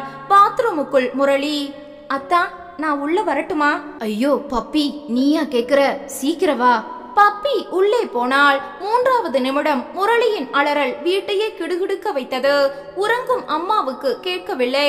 பப்பி பத்திரகாளி போல வெளியே வந்தாள். முரளி புழுவாக துடித்தபடி இடுப்பில் டவலை கூட கட்ட முடியாத நிலையில் மரண அவஸ்தையில் துடிக்க, ஆட்டோ பிடிச்சு தரேன், ஆஸ்பத்திரிக்கு போ, அட்மிட் ஆயிடு, சாக மாட்ட. ஆனா இந்த ஆசை நீ சாகுற வரைக்கும் வராது. மலடு எங்க அக்கா மட்டும் இல்ல, இனி நீயும் தான். உன்ன மாதிரி காமுகன்களுக்கு இந்த மாதிரி தண்டனையைத்தான் தரணும். வெளியில சொல்லவும் முடியாது, போ. அவளே ஒரு ஆட்டோ பிடித்து வந்தாள். வேட்டியை கட்டி சட்டை போட்டு விட்டாள். நேஷனல் ஆஸ்பத்திரிக்கு விடுப்பா. ஆட்டோ புறப்பட்டு போனது. உள்ளே வந்தாள். என்ன மன்னிச்சிடுக்கா, இது குரூரமான தண்டனை தான். உன் புருஷன் சாக மாட்டார். அந்த நினைப்பு இனி சத்தியமா வராது. போய் படுத்து விட்டாள். மறுநாள் காலை விஜி ஓடி வந்தாள் அலறியபடி. என்னக்கா, உங்க அத்தா ஆஸ்பத்திரியில அட்மிட் ஆயிருக்காருடி. ஒரு விபத்து நடந்திருக்கான். வெளியில சொல்ல முடியாத இடத்துல அடிபட்டிருக்கு. ஆபத்து இல்லையேக்கா? இல்லடி, வழியில துடிக்கிறார். சரி நீ போ, நான் பின்னாலேயே வர்றேன். விஜயை அனுப்பிவிட்டு அம்மாவிடம் வந்து விவரம் சொன்னாள். கதவு தட்டப்பட்டது. திறந்தாள். தியாகு நின்றான். அண்ணே வா. தியாகு அம்மாவிடம் வந்தான். சகலமும் விசாரித்தான். பப்பி நிறைய சம்பாதிக்க தொடங்கிட்டா தியாகு. விவரம் சொல்ல, அப்படியா, சந்தோஷம்மா. இந்த பணத்தையும் வச்சுக்கோ பப்பி. வேண்டாண்ணே, நிறைய இருக்கு. உன் மகளுக்கு செய், நான் சந்தோஷப்படுவேன். தியாகு, நல்ல நேரத்துல வந்திருக்கப்பா. மாப்பிள்ளைக்கு இந்த மாதிரி ஆயிருக்கு. நேத்திக்கு ராத்திரி கூட இங்க வந்து தானே சாப்பிட்டார். நல்லவங்களை தான் தெய்வம் தண்டிக்குது. பப்பி புறப்படு, ஆஸ்பத்திரிக்கு போகலாம். இருவரும் புறப்பட்டார்கள். ஆஸ்பத்திரிக்கு வர முரளி டாக்டர் கொடுத்த மயக்க மருந்தில் உறங்கிக் கொண்டிருந்தான். விஜி அழுது கொண்டே விவரம் சொன்னாள். தியாகு டாக்டரிடம் வந்து விவரம் கேட்க, டாக்டர் காயம்பட்ட இடம், காயத்தின் தன்மை சொல்லி, எப்படி ஆச்சுன்னு கேட்டா சொல்ல மாட்டேங்கிறார். சூடுபட்ட மாதிரி இருக்கு, எங்களுக்கே புரியல. சேதமாயிருக்கு அந்த இடம், உயிருக்கு ஆபத்தில்ல என்றார். சரி டாக்டர். தங்கைக்கு ஆறுதல் சொல்லி பணமும் தந்தான் தியாகு. பப்பியுடன் வெளியே வந்தான். பப்பி, நல்லவங்களைத்தான் தெய்வம் தண்டிக்குதுன்னு அம்மா சொன்னாங்க. நல்லவங்கன்னு அத்தான சொன்னாங்கண்ணே. தெய்வம் நீதானா பப்பி? அண்ணே, எல்லாம் புரிஞ்சிட்டேன் பப்பி. ஆனா நாம புரிஞ்சுக்கிட்ட எதையும் வெளியில சொல்ல முடியாதுல்ல. சொல்லவும் கூடாதுன்னே. யாருக்கும் பாதிப்பு இல்லாம இப்படித்தான் என்னால தண்டிக்க முடிஞ்சது. அம்மாடி, பெண்ணாசை பிடிச்ச ஆண்களை இந்த மாதிரி ஒவ்வொரு பெண்ணும் தண்டிக்க தொடங்குனா உலகம் ஒரே நாள்ல சுத்தமாயிடும். காமவெறி பிடிச்ச முரளிக்கு முக்கிய இடத்துல சூடு வச்ச. பாசம் இருந்தும் மனைவி பின்னால ஓடுன என்ன எப்ப எப்படி தண்டிக்க போற? இது சிவில் வழக்குன்னே, வருஷ கணக்கா ஓடும். கவலைப்படாத. கிரிமினல் குற்றங்களுக்கு தான் உடனே தண்டனை. சிரிக்கும் பப்பியிடம் அம்பாளின் கருணையும் வீரியமும் ஒரே நேரத்தில் தெரிய தியாகு கை கூப்பி விட்டான்.